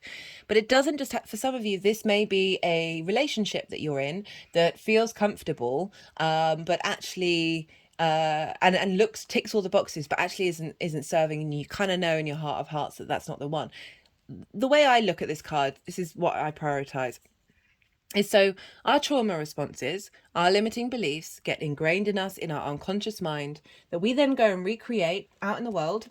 And that they can often be based off of neglect, of discomfort, of frustration, and then we go recreate that, of abandonment issues, all of this stuff, especially because we're dealing with the inner child as well. That those habits that we have, those limiting beliefs, feel comfortable to our being because it is that which you are familiar with, right? It doesn't just have to be like actual comfort, but that familiarity, which we then recreate. And this card is acknowledging that, bearing witness to it, and being able to start a journey where you're like, I'm drawing a line under that, I'm moving past that, and I'm going to go and get a higher perspective. And then the more that we're at peace with understanding the why of all of that, the where we've come from, like my favorite thing is to get to the root of things and then be like, oh, I can take a step back. You can have empathy for every person in that scenario of like, we're all human beings in this weird human roller coaster of a rodeo of the universe. Like, it's baffling that we all exist anyway. That we can take a step back and be able to heal, right? So this is where the Star card comes in. This is deep emotional and physical healing, right? So she is unclothed, she is so free of masks, she is truly authentically herself. And when we go through a phase of real deep intense healing, that we then liberate and the stuck energy that's in our body. That's why I was talking about that breath work. So it might be a good idea to do some holotropic breath work, and be able to release some stuck energy that's in your body in order to do that healing. You don't have to, just a suggestion.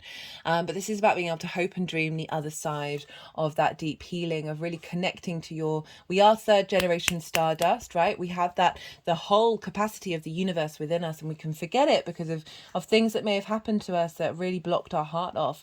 And really this Mercury retrograde is getting us in alignment with being able to transform that. Again, that independent energy coming through of the star. She is both connected to the galactics and to the earth. She is nourishing that which is integral and fixed within you, while also nourishing the earth to create new life.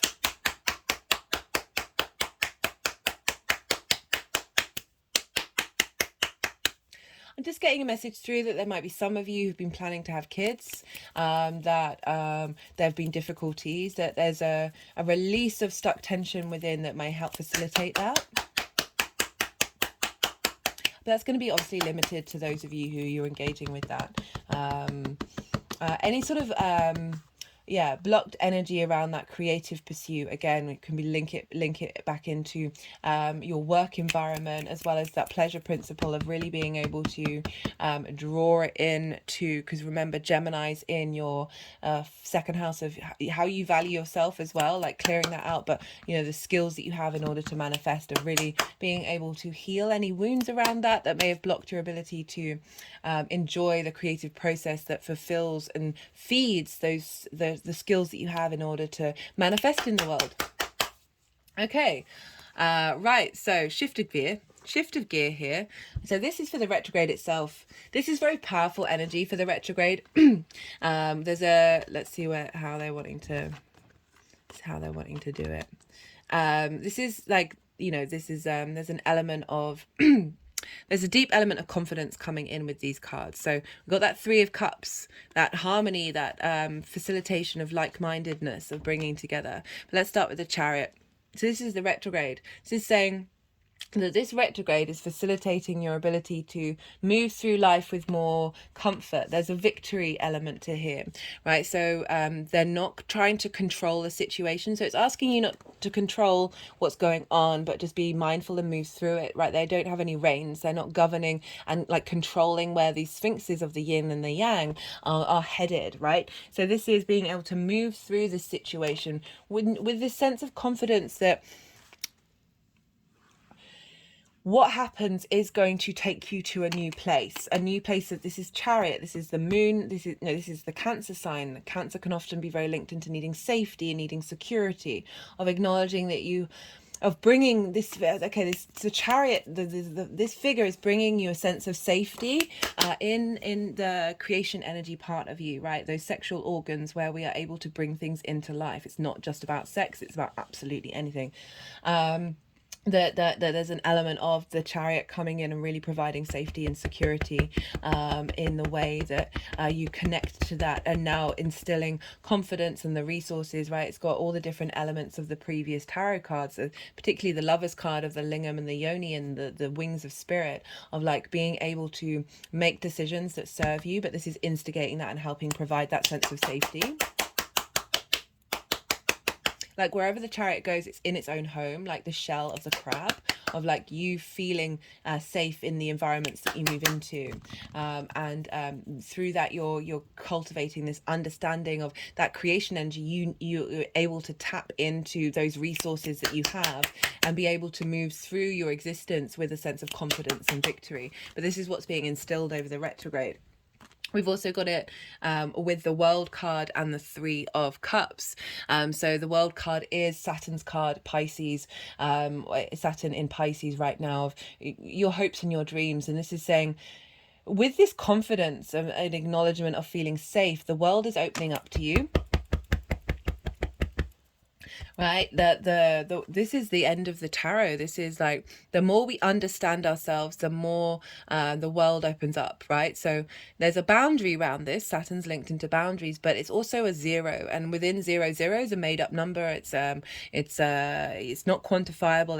It holds all the possibilities of the universe within it. So I love that it's bringing, the Chariot is bringing in this world energy of like you feeling good about yourself in the way that you move through the world. You finding joy in what it is that you're embodying, right? Saturn is about integrity, finding integrity and joy with this Three of Cups, of this harmonizing of your creation energy with your hopes and your dreams. Okay, so the hopes and the dreams and the World card of being able to facilitate that through the actions that you're taking, through that joy that you're finding. The more that we find joy in the world, the more that ripples towards us.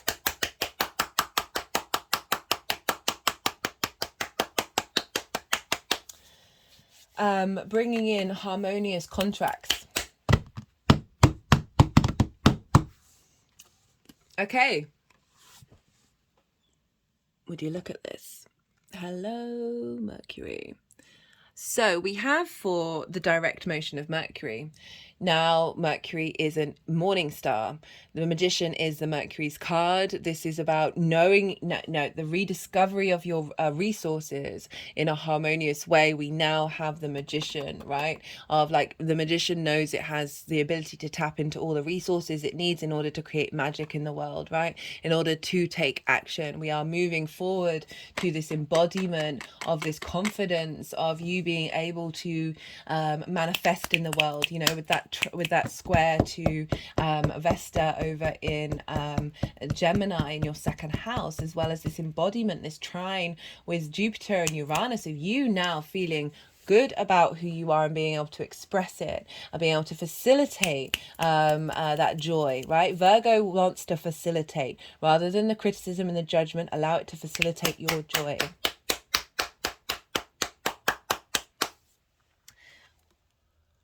Speaking of judgment, so this So this card is about resurrection. This is about the elevation of every single part of you, elevation of your creation energy, elevation of your joy, your pleasure principle, the way that you bring things into the world from a higher perspective. This is being raised up in this next part of the cycle, because now that's third time's the charm. Now we're really cultivating contemplation and exploration of your own personal journey, where you're amalgamating everything that you've learned and you're raising everything up in order to bring yourself to a higher plane, and in the way that you express your pleasure principle, seeing that in every area of your life. How this energy is manifesting moving forward. So we've got the Five of Swords in reverse, and I noticed they kept wanting to put it here. They kept like, no, this is what's happening. This is the future. This is a clearing away of conflict, right? Five of Swords, the bully in the room, right? This is swords though, so it's mental. Like, what thought patterns have bullied you into thinking that you have lost everything that you could have had, right? This sort of angry, conflict-based bully energy. I always say this, bullies were bullied, right? Trauma begets trauma. It's just facts, right? The cycles of time. That this in reverse is saying all of this healing and this confidence that you're building, you are no longer in conflict with your joy. You are no longer in conflict with your creation energy. That felt very powerful. I'm going to be reading for, so I've pulled some cards from other decks that I'll be reading, doing it. One of the introductions will be that collective reading, and that was one that really stood out to me, because it's acknowledging the multifaceted experience, and sometimes, you know, we need all of these parts in order to become whole. Okay, so the energy crowning this is the Two of Cups. Remember that Five of Cups, with the three fallen over. Well, they're upright now. The Two of Cups has come along. You've been able to turn around, make peace with your grief. Don't shame it or dismiss it or banish it. Acknowledge that it is part of the human condition. And now we're bringing in equality, right? So for me, this is respect and equality. They are eye to eye. There's a sense of understanding the separateness and the union between the two, right? This is masculine, feminine, and spirit. We have all of these energies within us. This is the caduceus, right? So this is the two entwined serpent. Hermes, Mercury, had this as his tool. He's also known as being a healer, right? And I'll probably be talking more about that in another introduction. It's also linked into like pharmacy symbols and doctor symbols, but it's also the Kundalini energy that we have rising up our spine that represents a reaching for enlightenment through divine union. I see this as a union with your pleasure, a union with your joy, a union with your creativity, respecting and understanding one another and being able to utilize that from an emotional space. For some of you, let me finish this reading. The Lover's card is the Gemini card. So the resources that you've been cultivating over in Gemini of now being able to, so this is also about crossroads. This is another Mercury ruled sign of, there's a mountain in the background and these mirror each other. We've got the masculine, feminine, and spirit. So it's really saying it's a unation. Look into Kundalini energy, look into Tantra, and acknowledge that sort of sacred connection to creation energy and the pleasure principle. I mean, Tantra is about lots of different things, but this is really acknowledging the sacredness of your creation energy and how that is in union and in harmony with one another. And this is establishing that and building on that. Again, a mountain with the higher perspective of saying we are looking at the world from a different space. We are able to make decision making, Gemini. This is about crossroads and choice, making the choices that serve this in the long run rather than this. Okay, rather than this. Perhaps some of your relationships were there was a dominance that wasn't facilitating, or a sense of prioritizing of one individual over the other, a sacrifice of the other. For those of you looking for love and romance or whatever it is that you want to look for, this pairing is very much like love, love, love, love, love, love, love, love, love, love, love, love. So this may be something that shows up in your life that is facilitating that in this retrograde on the other side of it, right? Now that you've had a whole revamp in your house of joy. But just in general, I do really see this as a unity within yourself with that creation energy. Any shame or any hang-ups you may have had around that being transmuted and healed and being transformed, where you are independent in this relationship, so not having codependency, being able to work in harmony and union with others, and finding love in how you express yourself in the world. Okay, I'm going to pull some clarification cards.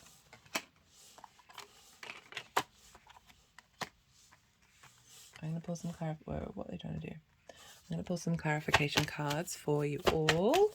Let's see what wants to come up for Taurus with this Mercury retrograde. All the decks in the description box. Whoa. Okay, we've got synchronicities and happy ending.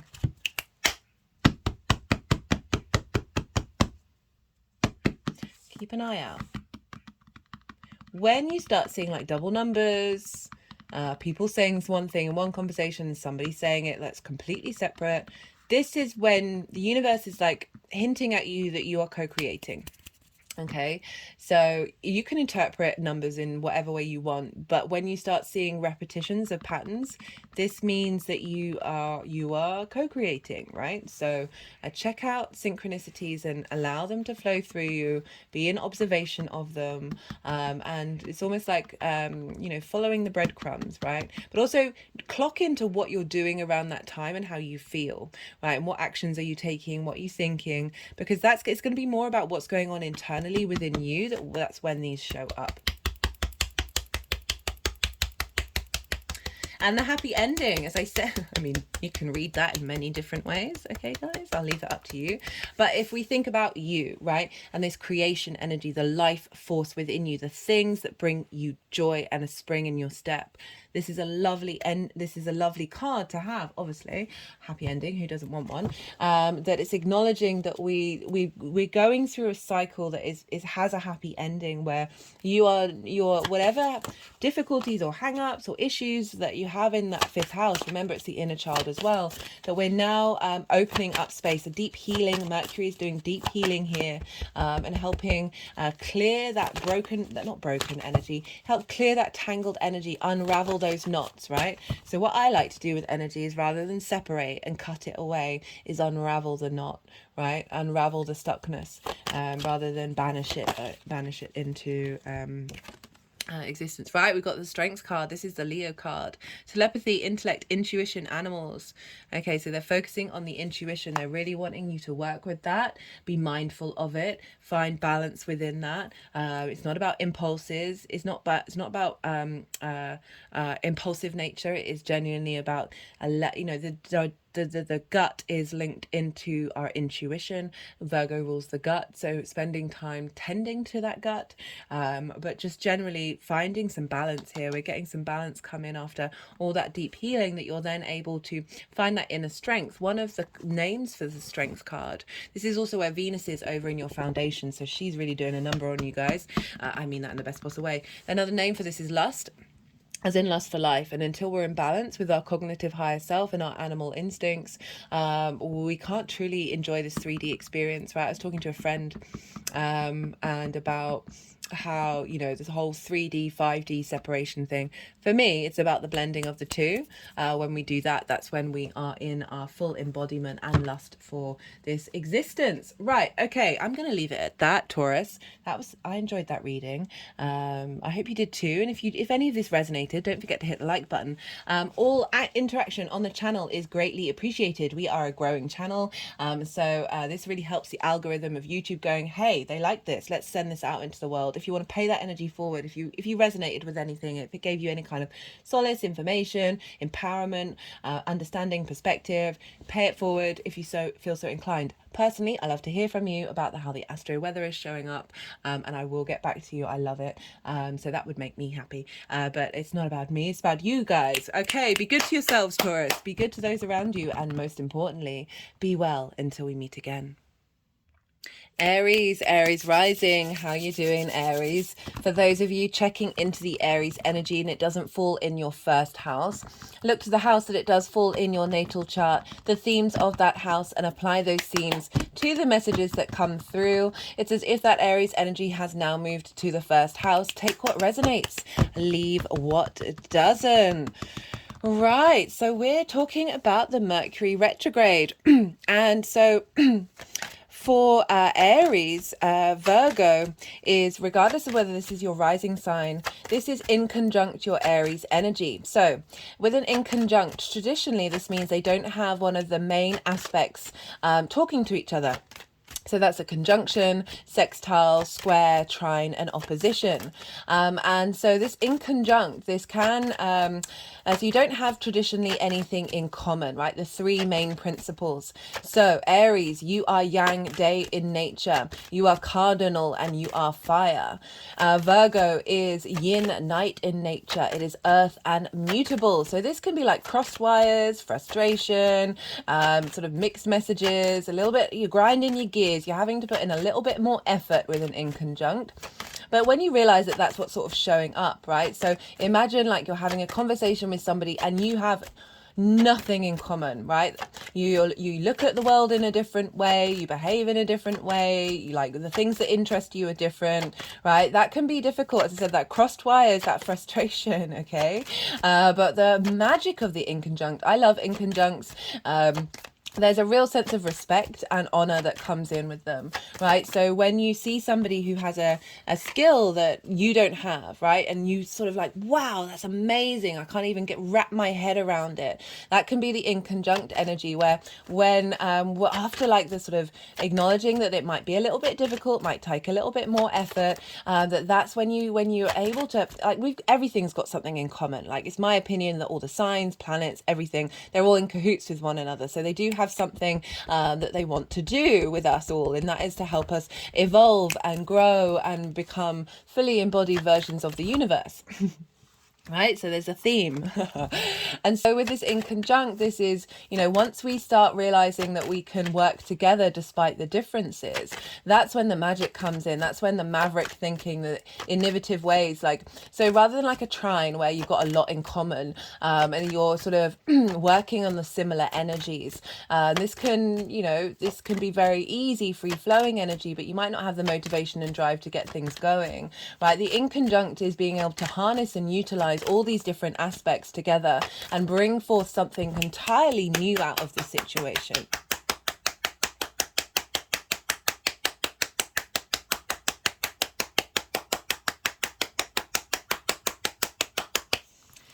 And there's a real wonder in it. There's a real wonder. Like, it's in between a trine and an opposition. So that trine, that inspirational energy, the opposition of trying to bring things into balance, even if it might be a bit frustrating. Right. So that's the kind of energy that's floating around. I'm not saying this to scare you, but it is generally something that's a little bit more challenging. I remember when I had a Mercury retrograde in conjunct my rising sign, and there were delays, there were frustrations, and because I knew that that's what was showing up, I was like even more so than a normal retrograde, that there were difficulties, that I was then just finding the ability to move through it and find the magic in it rather than to get bogged down in the frustration. And that's when you can start to co-create between all these energies. Had an energetic release then. And for Aries rising, right, you have this over in your 6th house, this Virgo Mercury retrograde. Now, the 6th house for me is the adult in the room, right? This is work, health, and routines. This is how you embody the tools that you have in your 2nd house in the way that you work, right? It's the lens in which those tools get used. And so we can find it difficult as human beings to commit to our work, to commit to our routines, the things we got to do, commit to our health. We can struggle with that, right? For numerous reasons, often linked around trauma and neglect, and or however that shows up. That can mean that we can't necessarily be in the adult in the room for ourselves.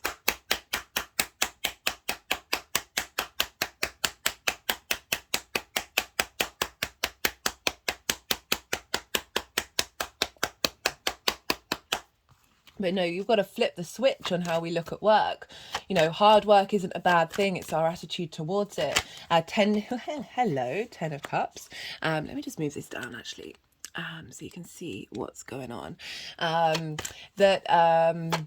Yeah, hard work's a wonderful thing. It can be very nourishing and very fulfilling. Taking care of our health helps healthy body, healthy mind, right? Being able to help us then be able to do the work that we need to do. Getting those routines in gear, they take effort, they take hard work. And, once they've established, they can really fly off the handle.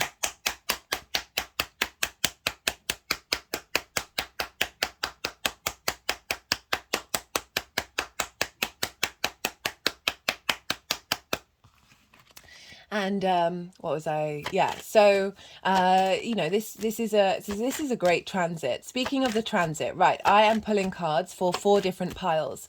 The first pile is the shadow phase that we are currently in with Mercury, and then the second pile is the retrograde. The third pile is then Mercury going direct, and the fourth pile is how this energy is going to manifest moving forward. So let me just talk about the retrograde actually, before going into how this may show up in the 6th house. So the shadow phase. This is from the 4th of August, that was yesterday at the time of recording, and this is when planets are moving forward, right? So it's 3 times a charm with the retrograde, are moving forward, but it's from the degree that they will then end the retrograde on. So this was 8 degrees of Virgo. All the degrees, all the dates, I'm going to be listing some aspects, all the time periods that I'm talking about will be in the description box. It's a lot of information. I appreciate that. This is a longer transit up until the 2nd of October. So there's a lot going on.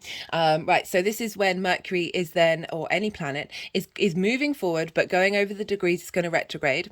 It's going to slow down and stop, and then this is going to go backwards, and so it's going to go back over the degrees in that retrograde motion, slow down and stop, and then go forward again back over those degrees. So we're going over these degrees, 8 degrees to 21 degrees 51 minutes, three times, and so these are each of the stages of the retrograde. I find with retrogrades that things don't really kick off after everything that we've integrated and learnt, until it moves into a different degree, right? Until it moves past the degree in which it instigated the retrograde. That's when we get more momentum coming, because we're in new territory. The way I look at it is these are chapters and sections of a book, right? So it's not until we get to the next section that's when things start getting activated, after everything that we've learned. Right, so let's talk about the shadow phase. So as I said, this is when Mercury is going over in direct motion over the degrees that it will then go back over again. Often around the time when these 2 cards, this one as well, these have been showing up loads, especially this one, that we are, where was I? So around the time that Mercury goes into shadow can often be a really loud time of what's showing up for the rest of the retrograde. Shadow phases can also be very much louder than the retrograde itself. It all depends on your chart and how you're responding to it. It doesn't invalidate the experience if it's not showing up loudly. But this is the shadow, right? The unconscious space of our unconscious, our soul, bringing, co-creating with the universe to bring us tools and tips to help us understand what this retrograde is all about.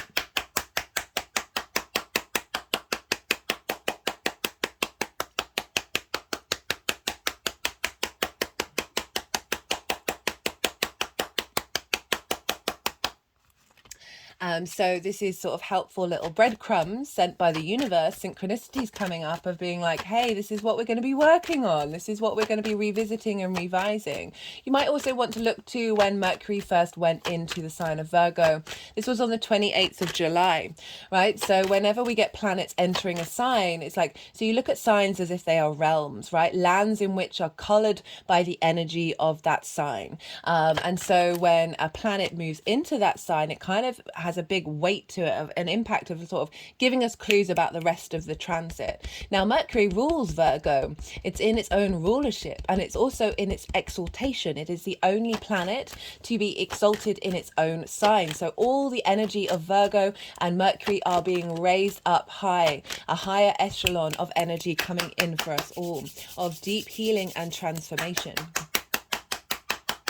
So yeah, maybe look around the 28th of July, what was showing up then. Look around the 4th of August as well to see what was coming up then. Yesterday was the 4th of August. I woke up, so it went into shadow in the early hours of the morning in the UK, and I woke up with a headache, and I don't get headaches very often. And I also had a little bit of a tickly throat. So we've got the mind being activated and the throat chakra being activated, that sense of communication and a collection of how we engage with information. And often, sometimes you can get physical responses to this, of when we're going to have activations, when there's a rejigging of the dynamics, that we're moving into a new cycle and a new way of breaking out of the norm, right? So I was very like, oh, okay. Also, my words just kept disappearing into the ocean, and I'll talk about how that was kind of appropriate with the aspects that it was making on that day.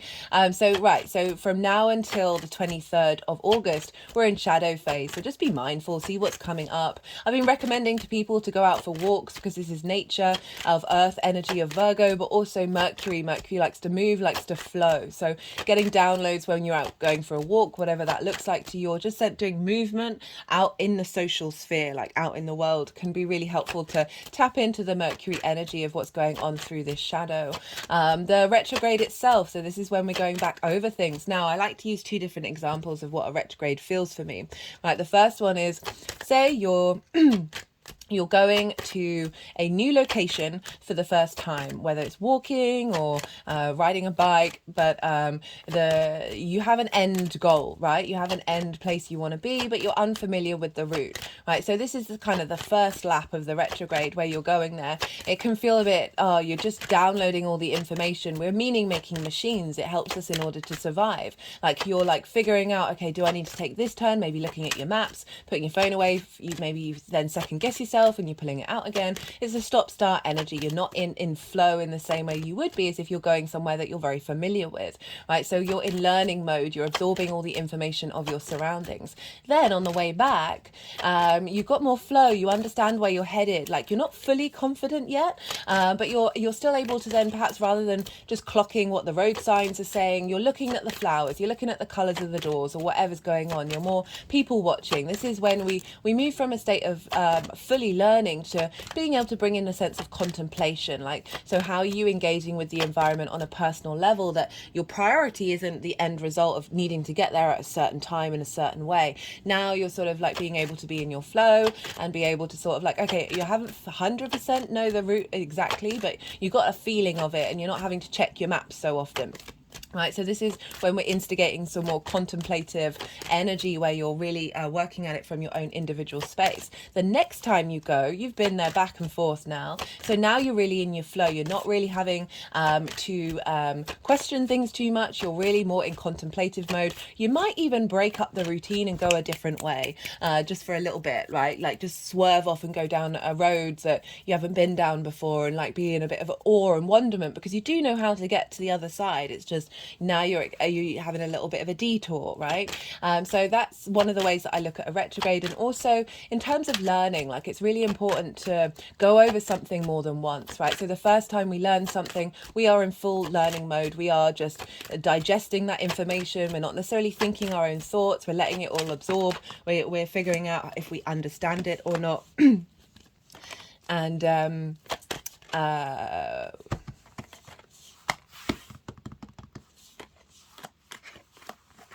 so we've got 2 2s coming up. Okay, right, so then the second time that you say you're reading a book, or you're listening to a lecture, or, a class unit in a course that you're doing, the second time you do it, you've digested a fair amount, right? So now this is freeing up your mind in order to contemplate a bit more and put your own personal spin on it. The third time, you're really in your flow. You're able to move with a lot more ease, and that's when your intuition really kicks off. right? That's where you're able to sort of soften your mind a bit, because you're not constantly absorbing all the information.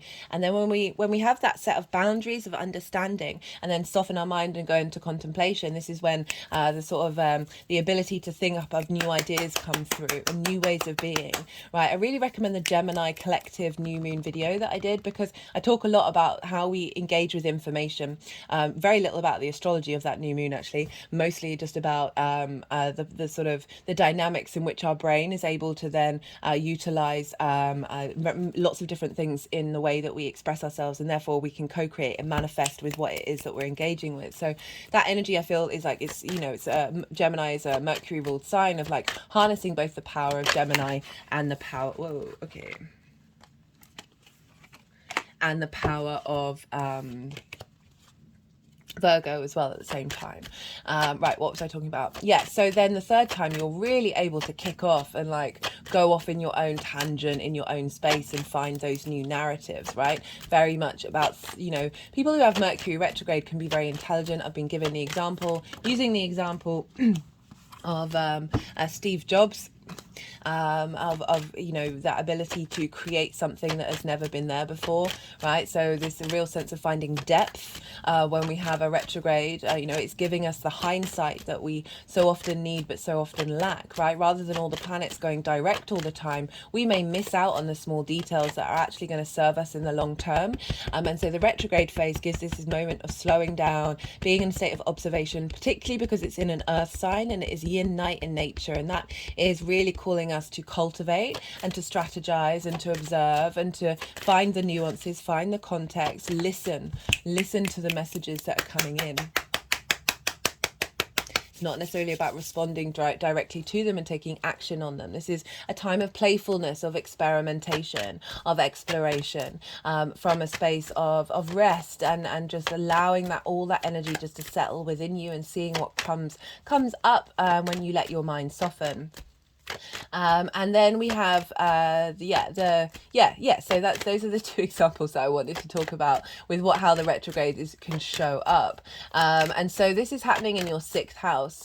Your 6th house is your work, health and routine. So a reevaluation of how you connect to how you embody your work.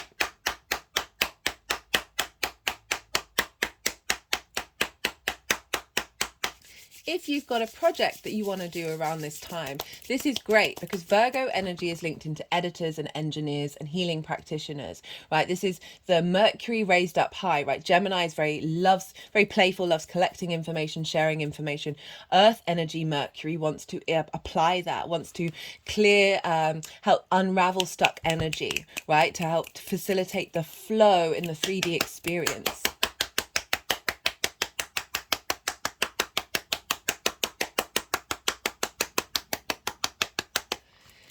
And so it's pretty powerful stuff, right? Of being able to facilitate your 3D experience, right? So this work energy of like, how are you able to embody your work from a space of flow?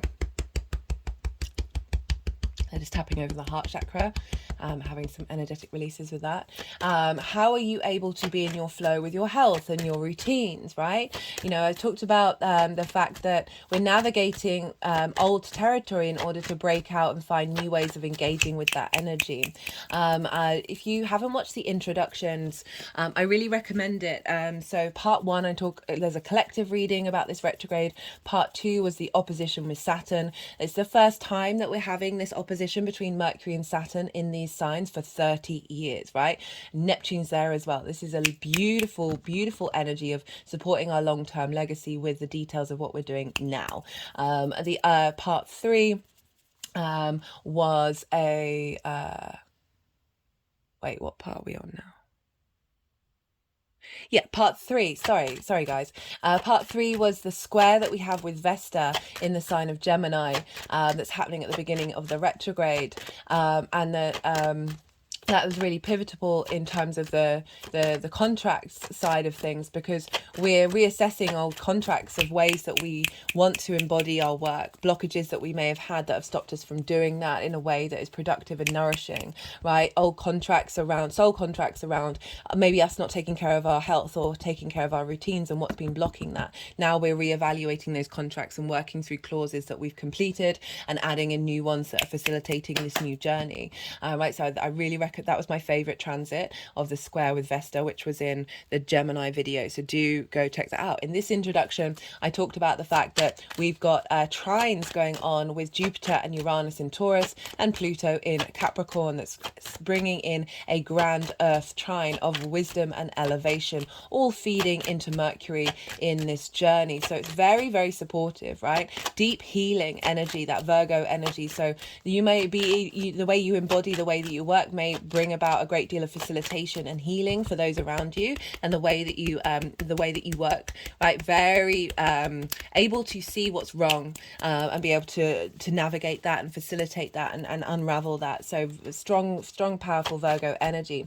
The flip side of the Virgo energy is that through that observation, it can become very self-critical, very self-judgmental, and by turn very judgmental and critical of the outside world as well. And we can get stuck in a feedback loop of that, of striving for perfection and striving to unblock and fix all the problems, and then get very overwhelmed and very burnt out. And that's when we start getting a bit critical and a bit judgmental, because we're tired and we're exhausted, right? So let's not let Virgo burn itself out.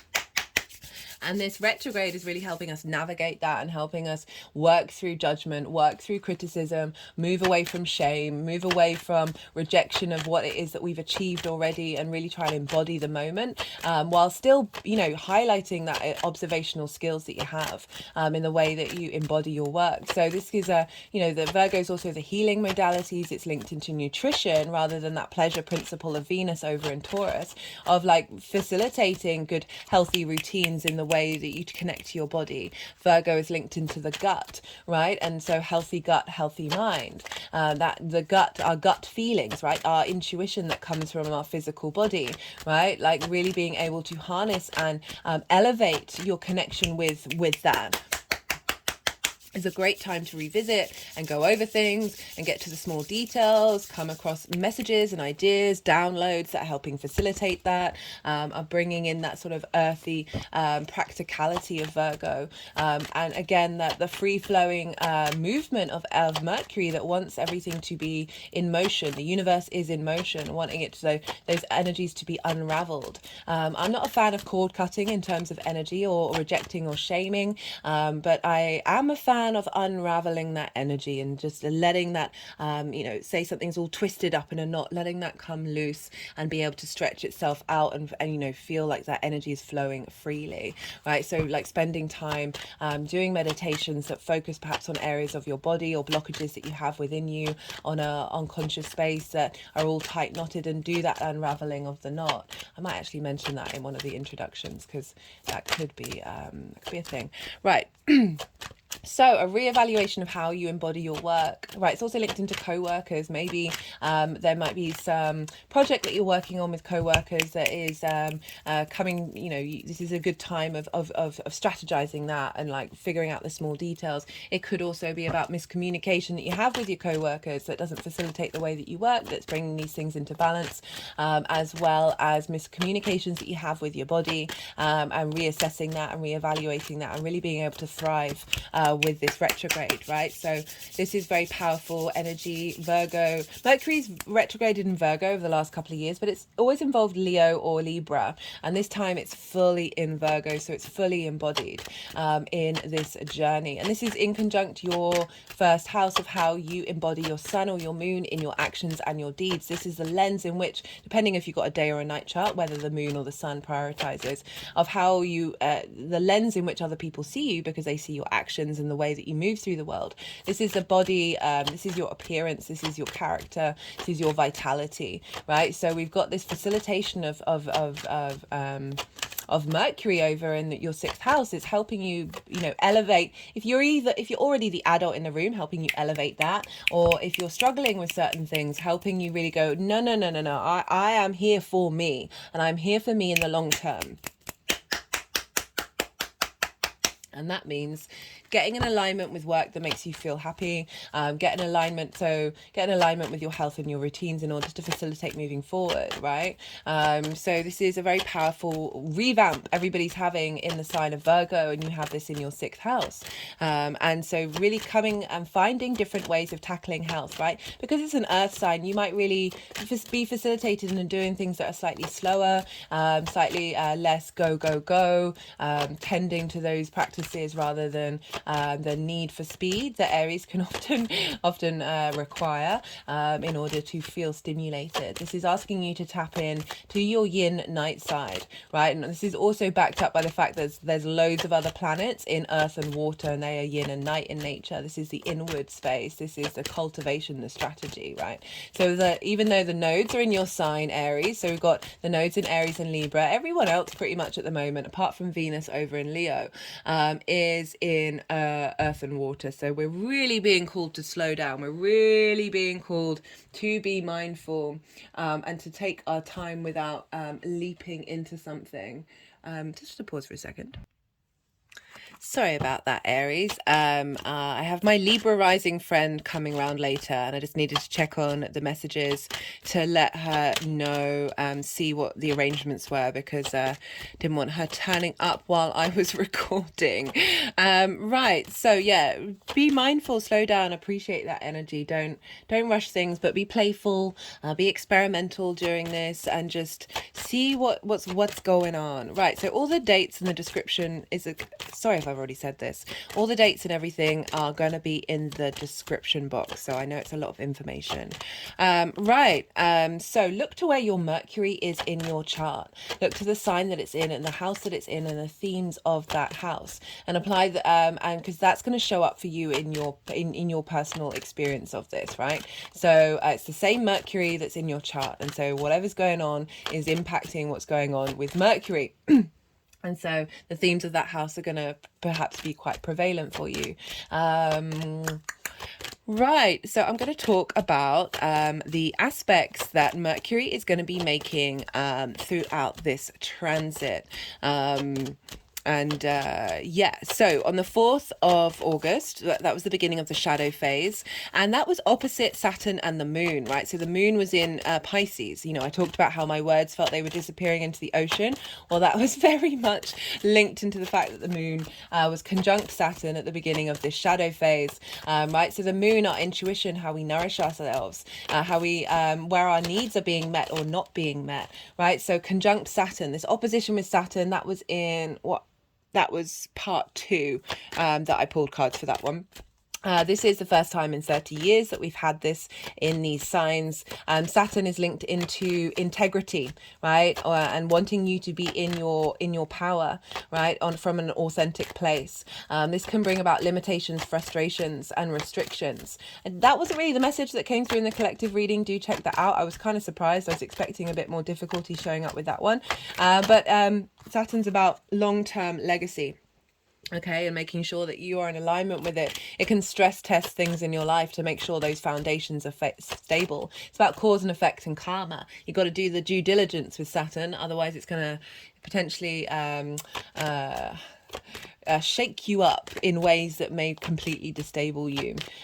You have Saturn in your 12th house. Saturn, I've talked about this with you before, Aries. For those of you who are regulars, do check out the Saturn in Pisces transit video if you haven't, because I talk about that in a lot more detail.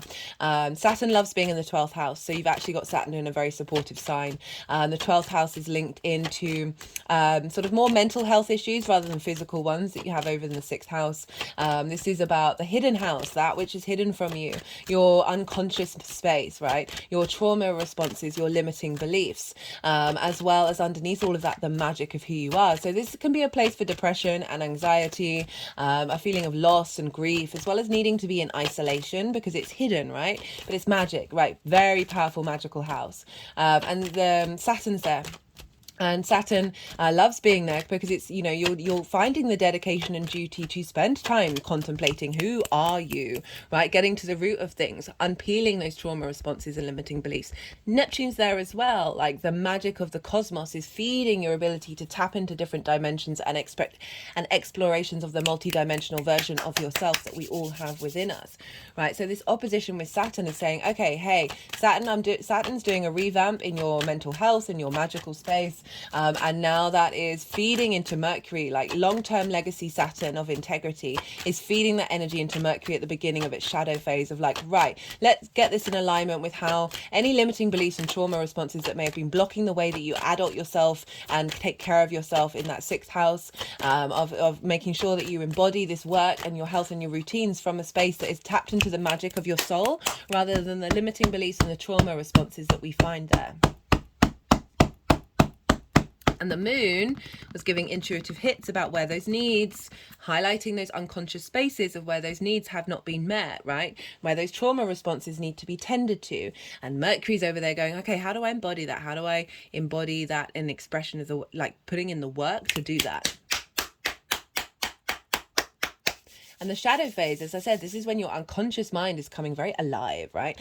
Giving you clues and symbols. And so this is very, very powerfully linked into your unconscious space just in general. And then you add on that shadow phase of like, could be really loud. Could be really loud. Okay. Also on that day and the days following, Mercury is trine Jupiter. You have Jupiter over in your second house of the tools in which you have to make your money, right? These are your resources. These are how you manifest. These are the things that you care about. It's also how you value yourself. I've also done a Jupiter in Taurus transit video. Check it out if you want to know more about what Jupiter's doing over in the second house. But this is the tools that you have in order to make your money and manifest. And the sixth house is how you embody those tools, right? How do those tools, the lens in which those tools express themselves. So you've got Jupiter over there bringing a trine to Mercury of like the wisdom and understanding of the true value of you, right? How you value yourself affects the tools that you have and how you use them and how you manifest and the things that you care about. The more we get in alignment and they have that innate inner wisdom and confidence that Jupiter's bringing to you in your second house of how you value yourself, that is feeding into Mercury at the beginning of its shadow phase of saying, right, let's find the wisdom and understanding of the truth of how you value yourself, right? And being able to break down the details and the blockages that have kept you from being able to see that, kept you from being able to manifest and use your tools in the way that you work to its highest level.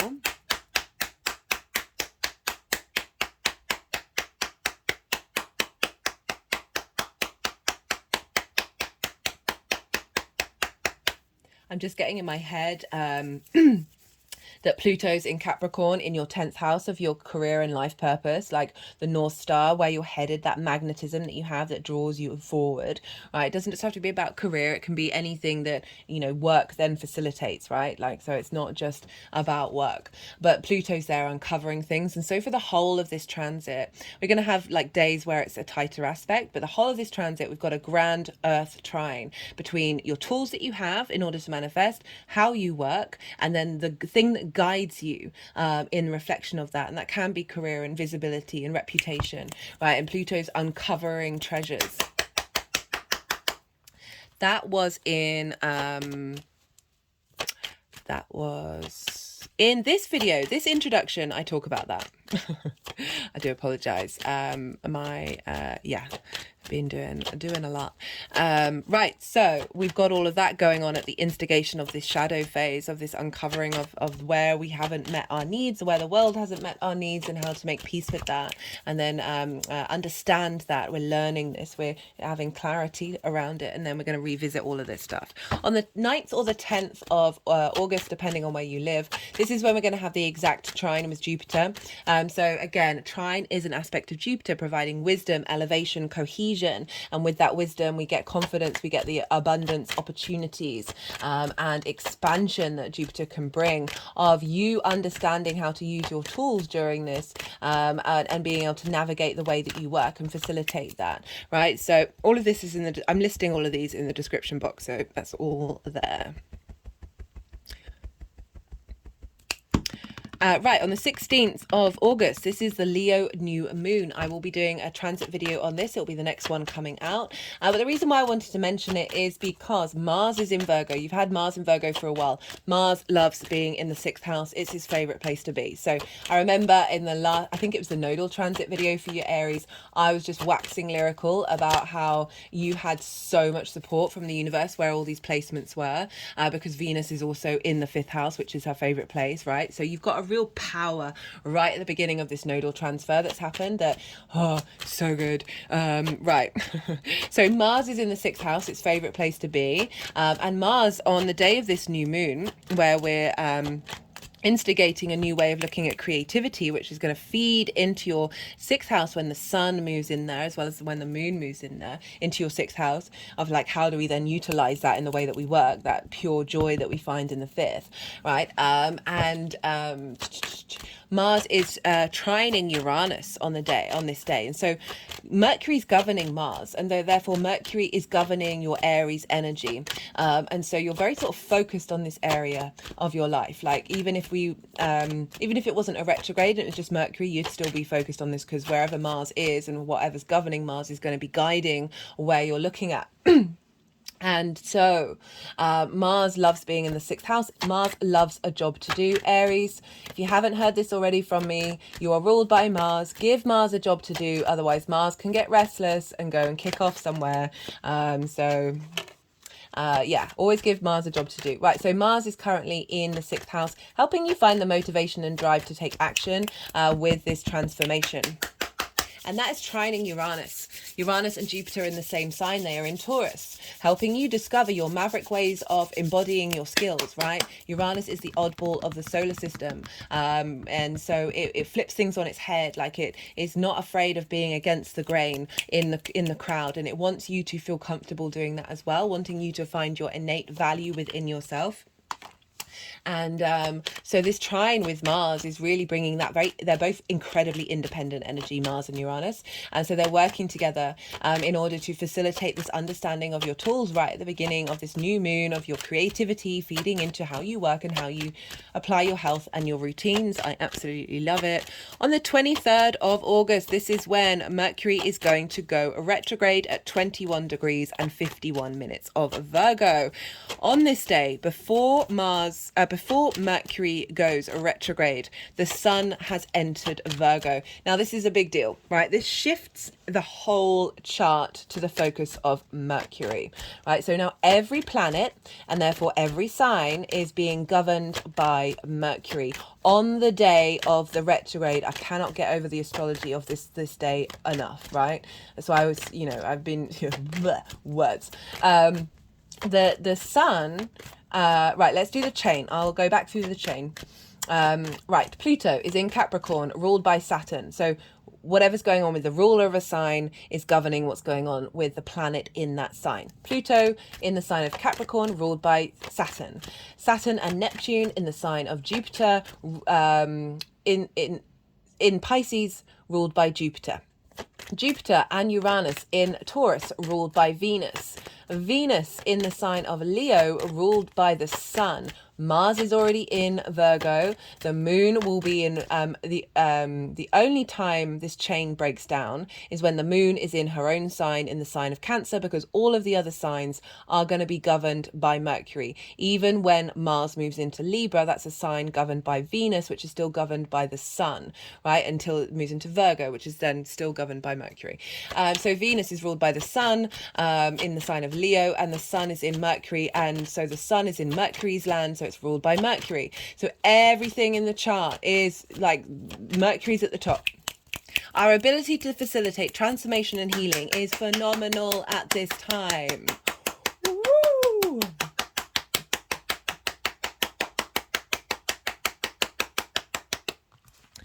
Absolutely love it.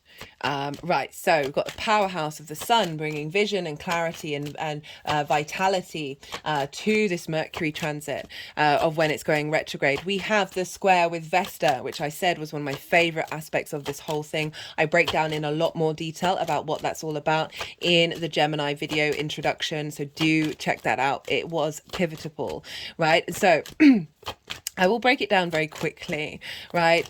Vesta is in Gemini, and for you, that is in your third house of communication. This is your local environment. This is, hello, Mercury. This is your local environment.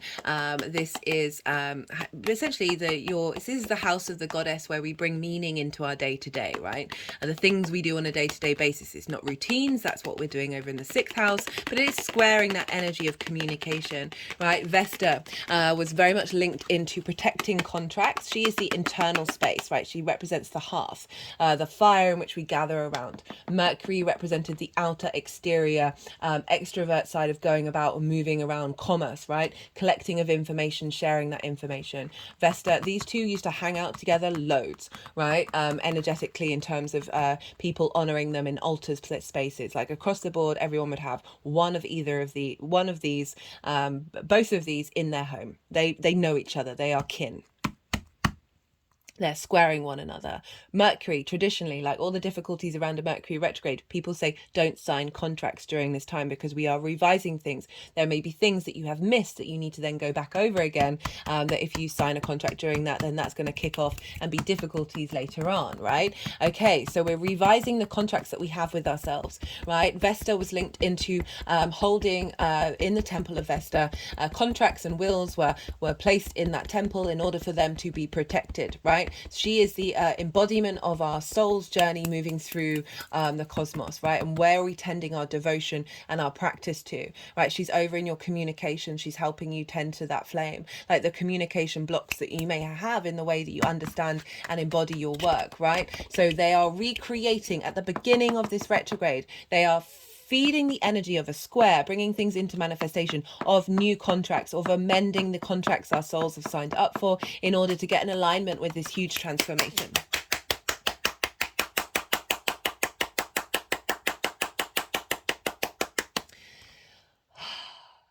This could be the ability to express yourself in the mode that you work, and that be communicated to your local environment, and be seen in a way. Like understanding the words that you say to yourself may impact your health and your routines. All sorts of things can show up with this square, right?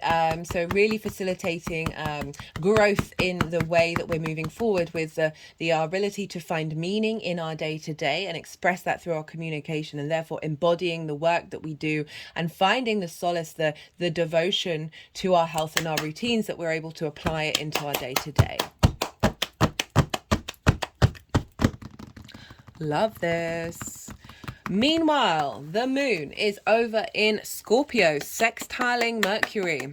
And so Scorpio for you is in your 8th house. This is the give and take between you and the outside world. Time, money, things, intimacy, ideas, all of this exchange, right? The transformational energy of the 8th house. This is linked into 3D inheritance, cosmic inheritance. This is opposite that Taurus energy. This is the big outside world's resources. Can be mortgages, loans, car insurance, that kind of thing, right? It's also your relationship with the cosmos, right? The 5D, not just the 3D. And so the moon is there in a creative aspect, an aspect of Venus with Mercury at the time of this retrograde instigating of our emotional needs, our intuition, how we nourish ourselves, where our needs are not being met, and how we nourish other people. With the 8th house, it always tends to be an imbalance there. Like we can be codependent, we can give too much, we can take too much. Like those are things that can show up. We can claw and want things from other people and not seek them out in ourselves, and therefore diminish our ability to fully embody the universe as an individual, right?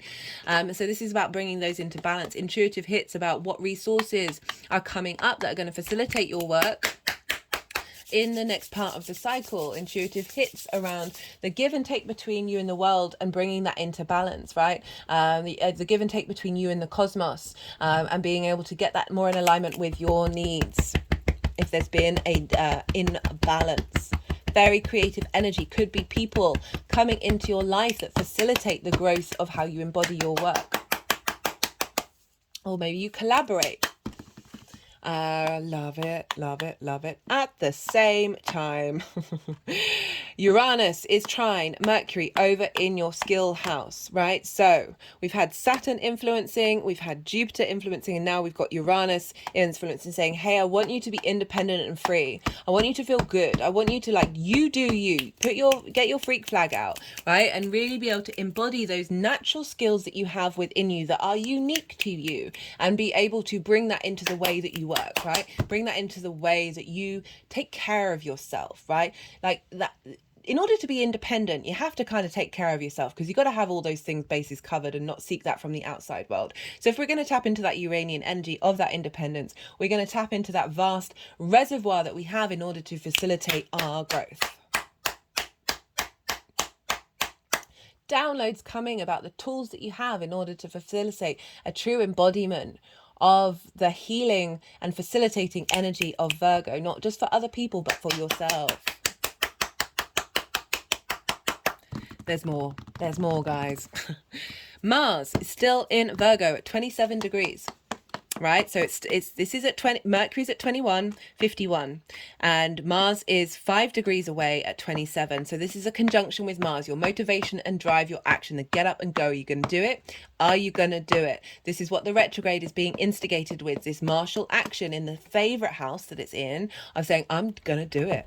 I'm going to do it, and I'm going to figure out what drives me, what fills me full of passion, to find that hot-bloodedness of go, go, go, go, go in a healthy way, because this is earth energy. Still need rest, still need to recoup. It's not about burnout. This is about balance. This is about facilitating flow. And when we are resting in a glorious way, we are in flow, right? It's not about go, go, go all the time.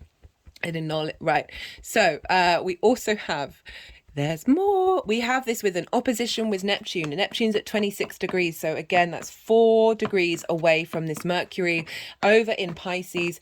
These oppositions with Neptune, right? So we've got Neptune over in Pisces, which is the magical, the mystical, right? The empathy for different ideas, the bringing the unknown, the magic of the creator energy into reality and connecting to it on a deep emotional level, right? Neptune in Pisces. So Neptune's very much linked into the film industry, because it's about bringing different realities into your own, right? And the films that were really popular with Neptune in Pisces are the Marvel movies. What's the common theme of that?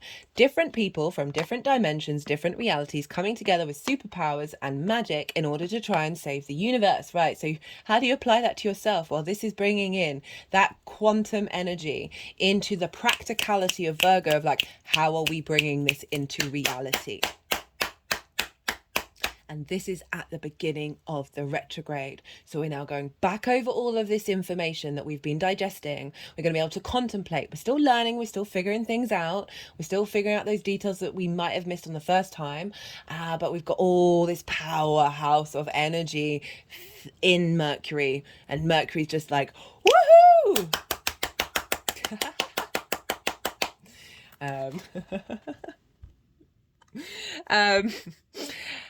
Meanwhile, Pluto over at 28 degrees of Capricorn is creating this grand Earth trine. So this is when we're more in alignment. We're close to the exact aspects of a grand Earth trine than the general by sign. So Pluto's in your 10th house of your career, your life purpose. Where are you headed, Aries? What do you want from your existence, right? Pluto's like, all right, let's get the magic out. Let's get the magnetism, the power, the intensity, the ability to look into any portal and not be afraid, right? Pluto doesn't want us to be afraid, wants us to be at peace with death, the unknown, that which is out there that we cannot control. That's why it brings up these fears, in order for us to be able to face them. Like in dreams, sorry, I'm getting quite heated here.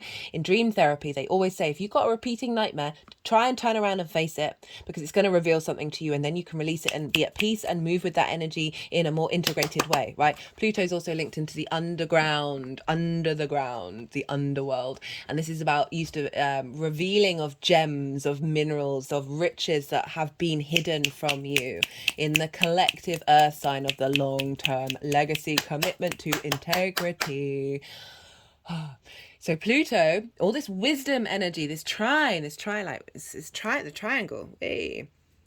This trine energy of all this earth energy feeding back in a loop.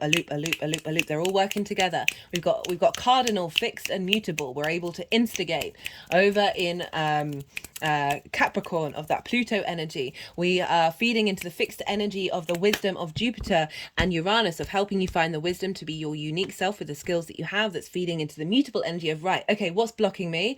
What do I need to release? And what magic can I transform before we go back up to Pluto again with that cardinal energy of instigating a whole new cycle?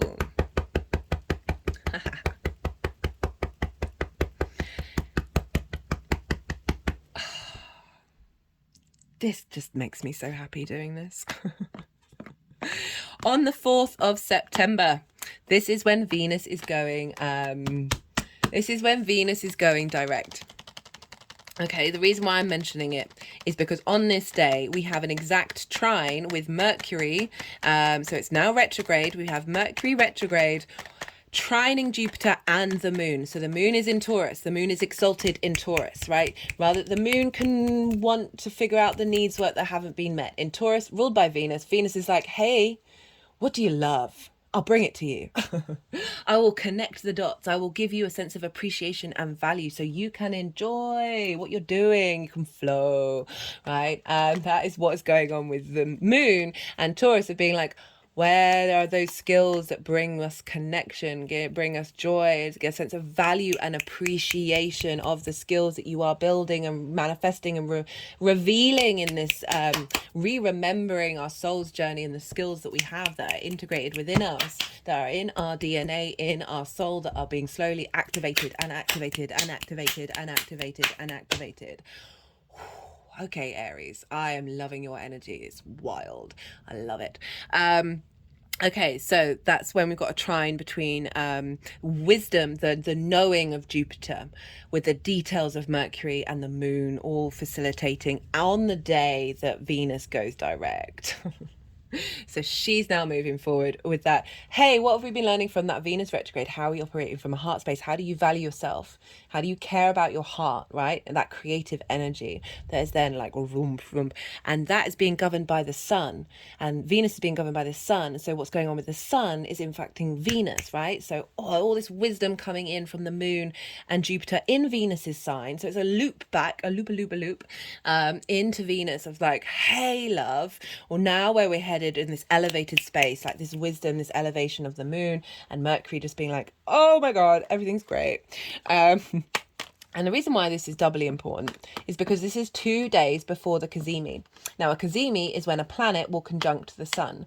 And so we feel it in the lead up and we feel it afterwards. We often get downloads, whether conscious or not, on the day of the cazimi. So Mercury and the sun are going to conjoin. They are going to be on top of one another. They are going to integrate each other's energy. Mercury is the messenger of the gods, right? The sun is the center of our solar system. The sun is the light that helps us live and thrive. It is a portal to the rest of the universe. This is higher energy being fed into Mercury, that vision, that vitality, that animation, that direction of the sun, right? That clarity that we are getting of this retrograde, right? Of things that you may have missed. This is when we're getting reveals. This is when we're getting the downloads for the next part of the cycle into Mercury, the midway point of the retrograde, right? So up until this point, Mercury has been an evening star. When planets are evening stars, they rise in the evening after the sun has set, right? This is a time of yin night nature, right? This is a time of looking to the past, of cultivating, of being restorative and nourishing, right? There's a softness to the yin night nature, right? Now we are moving to the morning star after this. This is when Mercury will then rise in the morning before the sun. And so this is more yang energy. This is more, we're looking to the future after everything. It's still retrograde, so we're still revisiting stuff, we're still moving backwards, but we are looking more to the future than we are to the past. It's not about ignoring the past, but it's still, the eye is on the prize, the eye is on the future, like and so we've got a transformation of Mercury right now. It's going through the beams of the sun, and it's exploring a new whole dimension in this frequency that we are integrating from a different dimension. Let's be real. That's also trine Jupiter at this time. So again, that wisdom of Jupiter, of your skill set, how you value yourself, feeding into the way that you embody your work, health and routines. This is so, this is great. On the 15th of September, My apologies. This is the new moon in Virgo. Now, the exact new moon, when the moon is exact, Mercury's still retrograde, right? So but 18 hours later, we'll go direct. So we've got Mercury station. Remember, I talked about when planets station, they are powerful. I forgot to give the example. So when Saturn stationed retrograde, Saturn's in Pisces, ocean is about due diligence, cause and effect. If you don't walk with integrity, I'm probably going to mess you up, right? I love Saturn so much. That's when the submarine exploded under the sea because they hadn't done the due diligence of the health and safety that they were told a year and a half ago, right? So actions have consequences. That's the message of Saturn, right? If you don't walk your talk, if you aren't integral, stuff's going to go wrong, right? And so this is the station. This new moon is happening when Mercury is station direct, right? So rather than look to the consequences of your actions, we now look to where we're headed. And so this power of this Mercury is feeding into that new moon. I will be doing, they're really wanting to, so this is the Mercury card, and they're really just wanting me to hold on to it. Some channeling. So this new moon is instigating a whole new cycle in that Virgo area of your chart. New moons are instigating energy off the bat of that wisdom, that deep, deep wisdom of the retrograde. Remember I said, like, a lot of very intelligent people have Mercury retrograde. And this is the ability to go into the depths of something, to go into the underworld, to find out the small details and being able to transform the other side. So you have this powerhouse of a new moon. As I said, I will be doing a lunation video for that, so I'll be pulling cards on that and pulling cards more specifically about what that lunation cycle is, that instigating a new cycle in how you work, health and routines. Right, 18 hours later, Mercury goes direct. Boom. At the time of this, the sun will be trine Uranus. The sun is being governed by Mercury. So the influence of this direct motion is feeding into the vision and the clarity and the wisdom that we are gaining from the sun and Uranus talking to one another. Remember, the North Pole of Uranus points towards the sun, right? They are friends. Even if sometimes Uranus can be a bit disruptive, it's only doing so in order to break out your light, right? Break out your clarity of soul. So this trine energy is like, now the sun's got the inspiration and wisdom and able to move forward based on the skills that you are instigating and moving forward in this new direction. We're still going over old territory. This is the third route along the pathway. Black Moon Lilith will have moved into Virgo. She'll be at 1 degree of Virgo. The Mercury is at 8 degrees. It's a wide orb, but I still feel like it's very powerful because we've got the independent energy of Uranus talking to the sun. We've got Black Moon Lilith talking to Mercury. If you don't know the mythology of Lilith, I recommend you go check it out. There's lots of different things that Lilith has held space for over time. Essentially, she represents equality and independence and doing what it is that you desire. From a space of equality and respect, right? So it's very much, why are you able to do a thing and you're telling me I can't? And being like, I'm out, I'm not engaging with that. Like, you do you, but I'm out of here. Like, I'm gonna go do my thing. And if you come in my face with hypocrisy, I'm gone. I'm gonna go and do my own thing, right? So this embodiment is also, linked into the pleasure principle as well of the feminine, right? We all have the feminine and masculine within us. It's not gender specific. The more that we that is just facts. You're tapping into this ability to tap into that nurturing independence energy of that Lilith energy of like still being able to be both of those things. One does not negate the other. And this independent energy feeding into Mercury right when it's going direct of like, okay, we are thinking differently. Remember those contracts that we've been reassessing. Remember I had talked about how we can go down a little different road on the third time, right? Because we're comfortable in what it is that we're doing. We're able to explore our independence, right? Go against the grain. This is very much the theme of this transit, of really being able to express our individual self without fear, without self-criticism and judgment that blocks our ability to flourish. Being observational is a wonderful talent, right? So many people aren't observational. Blows my mind. I've got a Virgo sun, so that's my predominant energy, right? One of them that I'm just like, so surely all of this stuff is obvious. Right? Surely it is. right? I don't get it. And that some people, it just doesn't even cross their mind that they're if you do this and do that, then that will equal that, right? That ability to observe the 3D world and figure out problems, right? That's just, you know, I lack in other things as well. So I'm it's not me tooting my own horn, just being very sort of legit in my ability to see the details.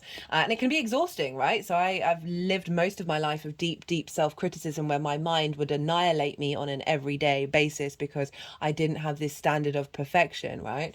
I managed to work through that. That's one of the things that Virgo can go too far with. That internal judgment gets reflected out in the world, and it's not productive. It's very short-sighted energy, right? And I really feel that this transit, because it's opposite Saturn, that really wants you to be in your integrity, and that means being integral to yourself, like not just to everybody else, but integral to you. Be the adult to yourself, like care for yourself in a way that is facilitating your long-term survival and thrival. Right, what was I saying? Yeah, so we've got all this very independent energy kickstarting this new way of this new contract, this new way of engaging. We're going through different paths. We're breaking out of the norm. We are establishing new neural pathways, new ways of understanding how we collect information, and then how we use that in the 3D world with the opposition. Oh, that comes later. Right, so that's opposite Saturn as well. They're both opposite Saturn, who's really like, okay, right, if we're going to do this independent stuff, right, at least we've got to walk our talk. We've got to walk with integrity with it. Otherwise, it's not going to last very long, right? You're going to burn out in this with this energy. So, that's the direct motion. Then on the 30th of September, it's because I've written 30th and then out of shadow, and the out looks like OCT, as in the short version of October. The 30th of September, this is when Mercury has now started that new section of the book, right? It's out of shadow. This is when things build up. This is when we start getting the momentum going. And this is with a trine with Uranus. So Mercury is trining Uranus at this time. Again, that very independent energy coming through of like, okay, let's boosting the skill set that is coming from your authentic self. Right, and really being confident in that, and really being very proud of how you embody your work. We also have this with the opposition with Neptune. What did I say about that? That is Neptune being able to bring in the otherworldly, the other dimensions, the other realities, the magic of the universe into the way that you very practically apply that in the way that you work in your health and your routines, coming from your unconscious space. So you're tapping into your magic right now, and then how you feed it into the work that you embody. Trine Pluto.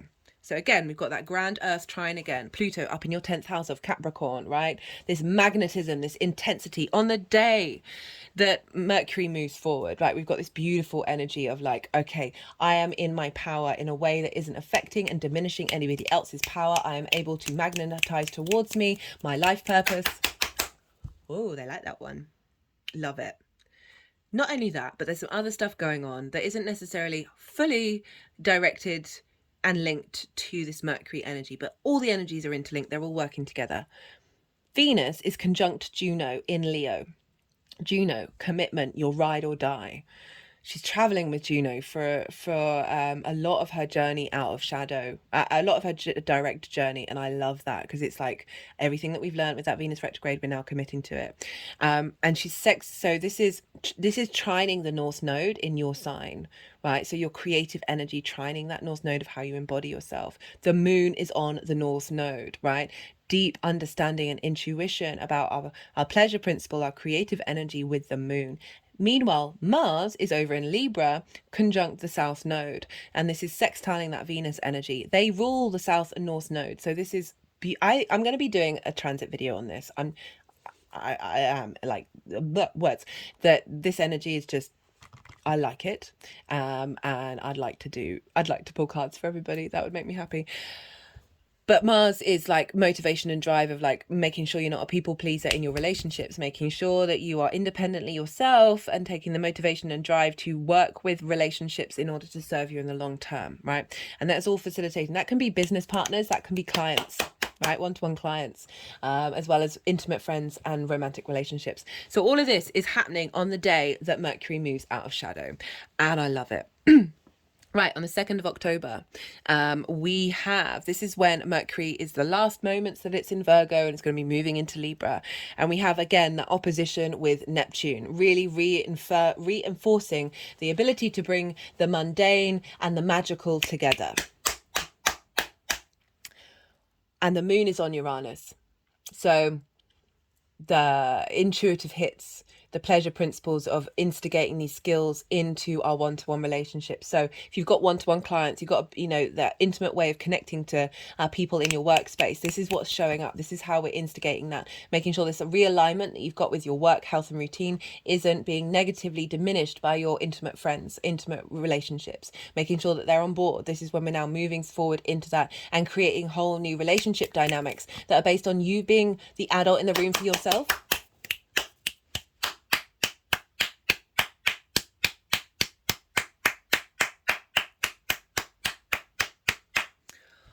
Okay, right. So you've had the yang day side of the reading. This is the extrovert, the go, go, go, not bound by gravity, stimulation, stimulation, stimulation, right? The like information, information.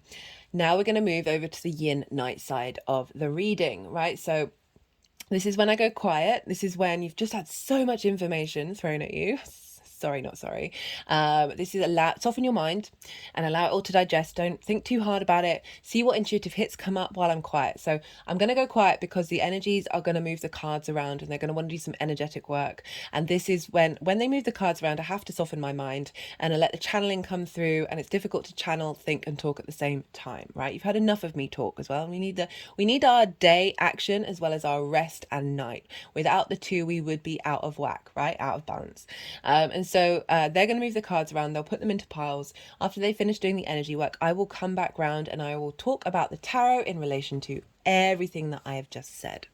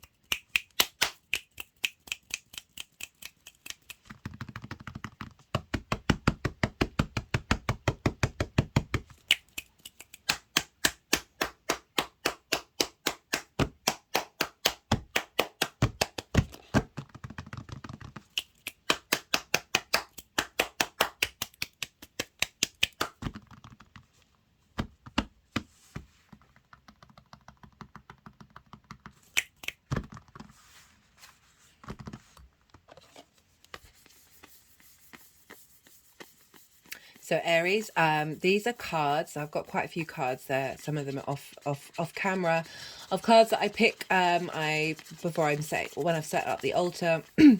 And then I'll pick cards from different decks in order to get sort of a collective understanding from outside of the tarot, linked into what's going on. And I will be reading for these cards in one of the introductions.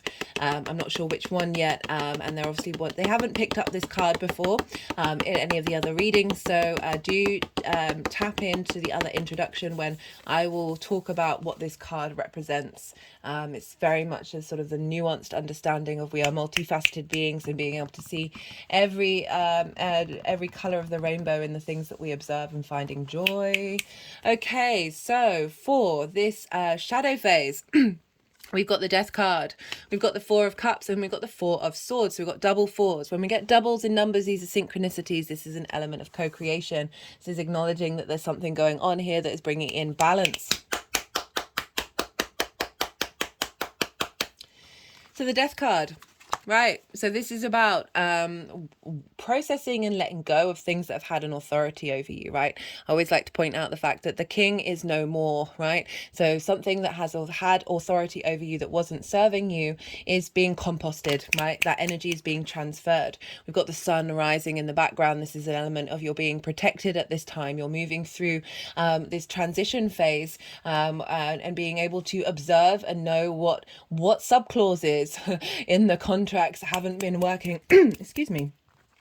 And we've got this with two fours. The Four of Cups is comparison is the thief of joy. This is a stagnant energy. This figure is looking at the Three of Cups as if they are out of reach. This harmony element, this sense of celebration, which you actually have later on.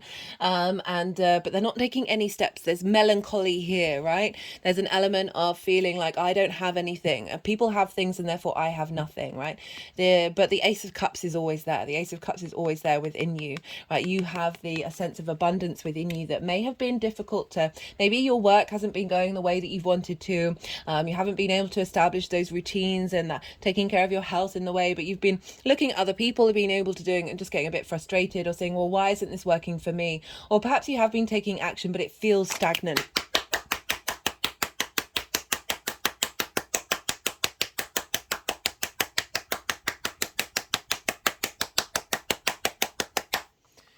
Crossed by the Four of Swords. Now the Four of Swords represents rest. So it's asking you to slow down and be in a state of observation. But most importantly, this figure is in a church. They are being held by something higher than you, right? So you're being held by the universe in this transition phase.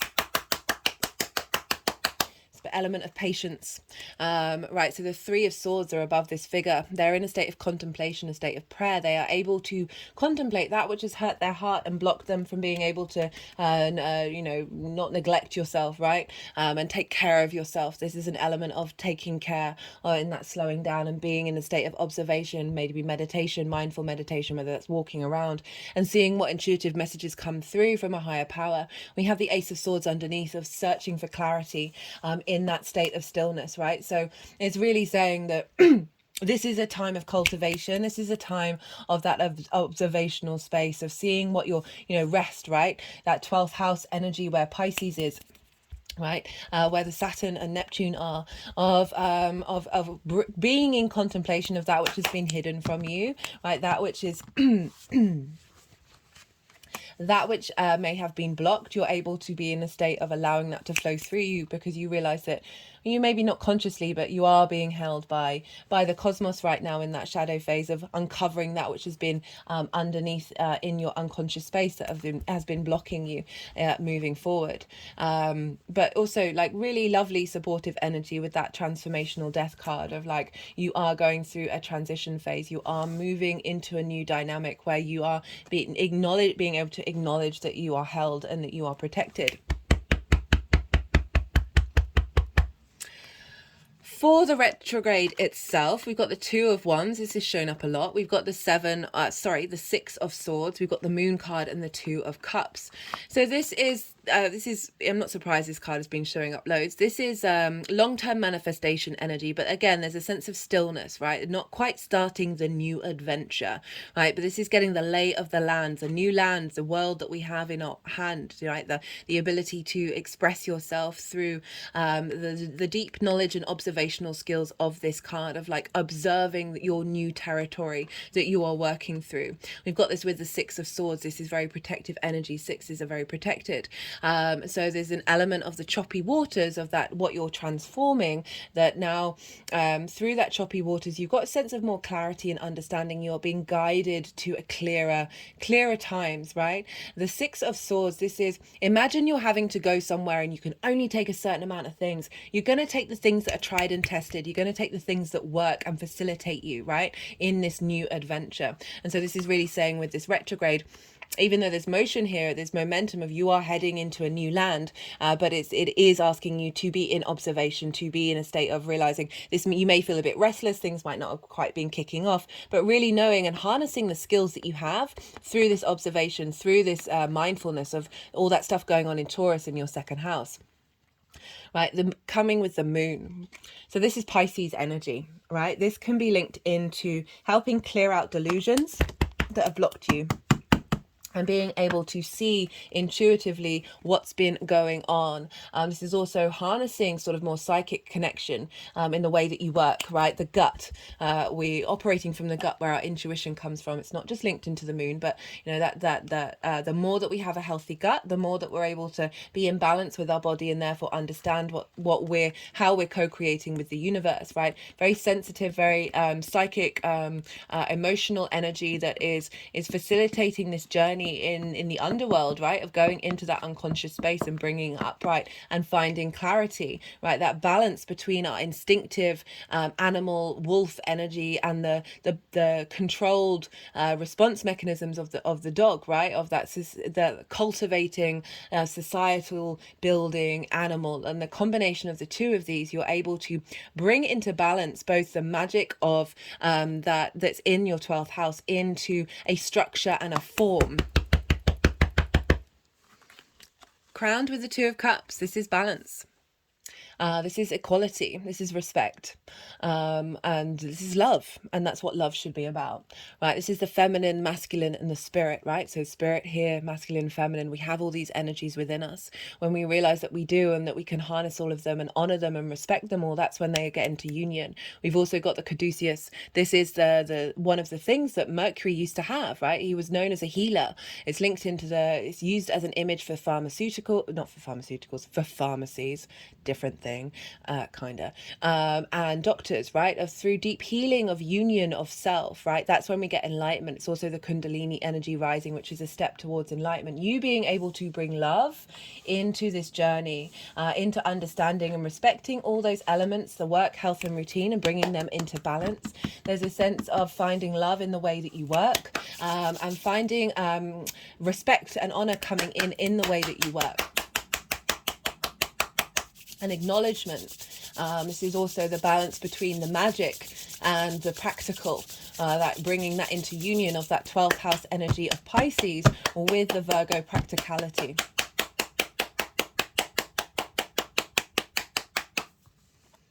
So we have just going over my heart chakra. We have for how the direct motion of Mercury. So like we've gone down the two routes, we now have a deeper understanding of where we're headed next. And now this is Mercury going direct.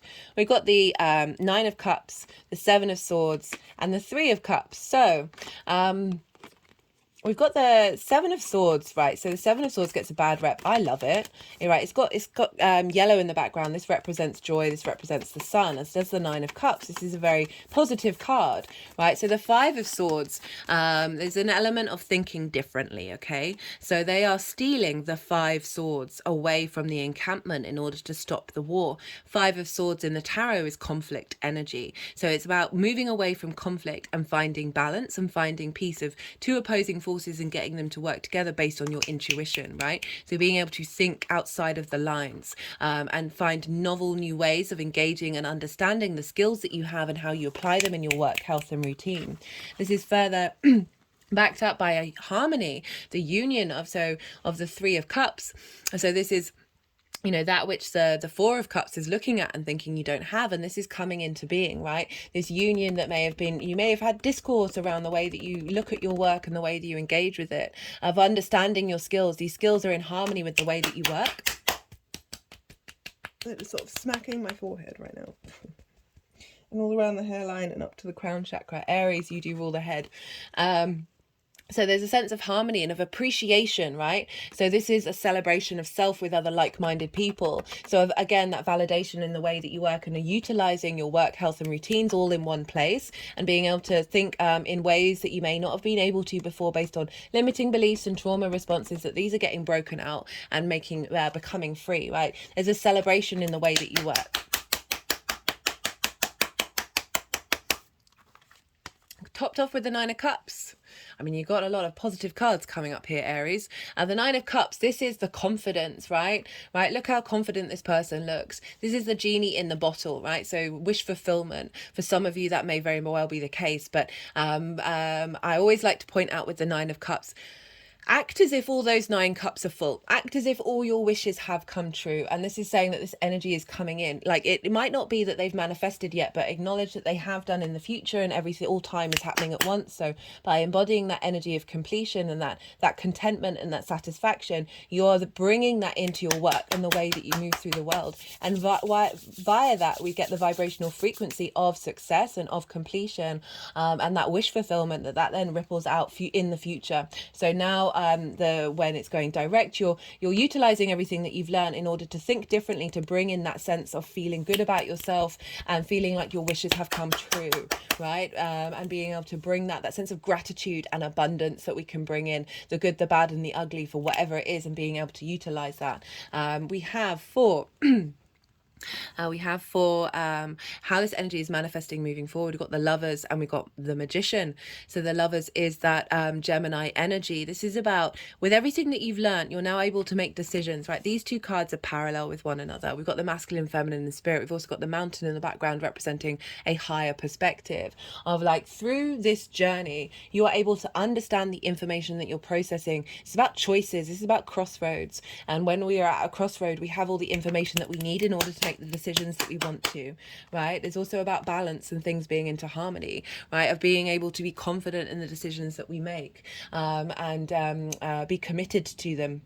We've got this with the Magician. The Magician knows it has all the resources that it needs in order to create in this 3D reality, right? This is Mercury's card. This is this outward expression of you utilizing all of the skills that you have in order to take action, right? In the world of how you work and your health and your routines, right? And facilitating that achievement in how it is that you embody your work with the skills that you have, and manifesting the money that you bring in. And this is all topped off by the Ten of Cups. So incredibly positive card. This is emotional fulfillment, right? So there's the nuclear family at the bottom, and some people you that's what you want. There's no judgment on that, but others don't. This just generally represents a sense of satisfaction in every area of your life that comes together. I link this card into enlightenment, right? It's the one and only card that has a rainbow in it in the tarot, and rainbows have a lot of esoteric meanings, right? The way I look at it is, when light is refracted, it turns into the chakra bodies, right? All the different chakra elements. These are, chakra in Sanskrit is wheel, and these are wheels, okay? They can be interpreted as wheels of these vortexes that are the chakras. And this is about alignment, healthy mind, healthy body, healthy mind. And the more that we are in alignment with our health and with the routines that we put in to apply that, the more that we have, just getting a feeling in my heart chakra, the more that we're in alignment with the way that we work, okay? So there's a feeling of satisfaction and completion in the way that you embody your work and the way that you are the adult in the room for yourself.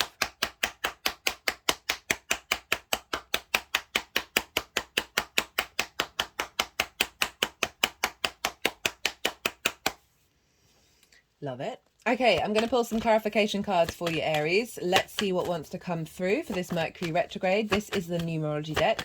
All the decks are in the description box if any of them take your fancy. Let's see what's coming through. Whoa.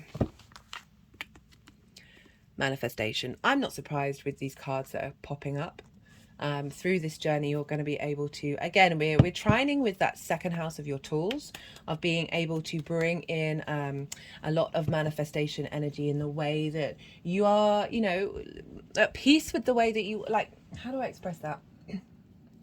That through this new embodiment of your work, you are able to bring in manifestation energy and draw towards you the things that you need and the things that you want. Like that commitment to yourself, the commitment, right? The commitment to yourself, and finding balance within yourself realigns your vibrational frequency and helps draw in that manifestation energy. Okay, let's see what comes up for the First Light Tarot. This is Major Arcana, question cards, statement cards, keyword cards. Let's see what wants to come through for Aries with this Mercury retrograde. Hey Aries, how you doing? The Emperor card. It's another 4. So you've got 2, 3 4s. Order, logic, stability, plans. So so that's sort of, they're highlighting that plan word of like what your cycle you're setting off now is instigating the ability to manifest the plans. The Emperor is very much the wise king of kings, of like no one trumps the Emperor. Like the actions that you take are fulfilling your every need. Okay, I think I'm going to leave it at that, because that is like just straightforward messages coming through there. Aries, I love doing that reading. I got the channeling mode really kicked in. I hope you enjoyed it too. If you resonated with any of this, if any of this helped, gave you some support, some information, some empowerment, giving you some perspective about what's showing up for you, there are things that you can do to help the channel. This is a growing channel, so all interaction helps the YouTube set algorithm send it far and wide, and so you can pay that energy forward and for other people to then come across it and access it. Liking the video, leaving a comment, even if it's just an emoji, or letting me know what sign you've been tapping into. Personally, I love to hear from you all about the astro weather, and I will chat and get back to you, and it brings me great joy. Watching videos till the end, subscribing, hello if you're a new viewer, and welcome. There's lots of different things you can do to help the channel, and it would be very much appreciated, but no expectations on my end. I hope you have a wonderful Mercury retrograde. Be good to yourselves, Aries, be good to those around you, and most importantly, be well until we meet again.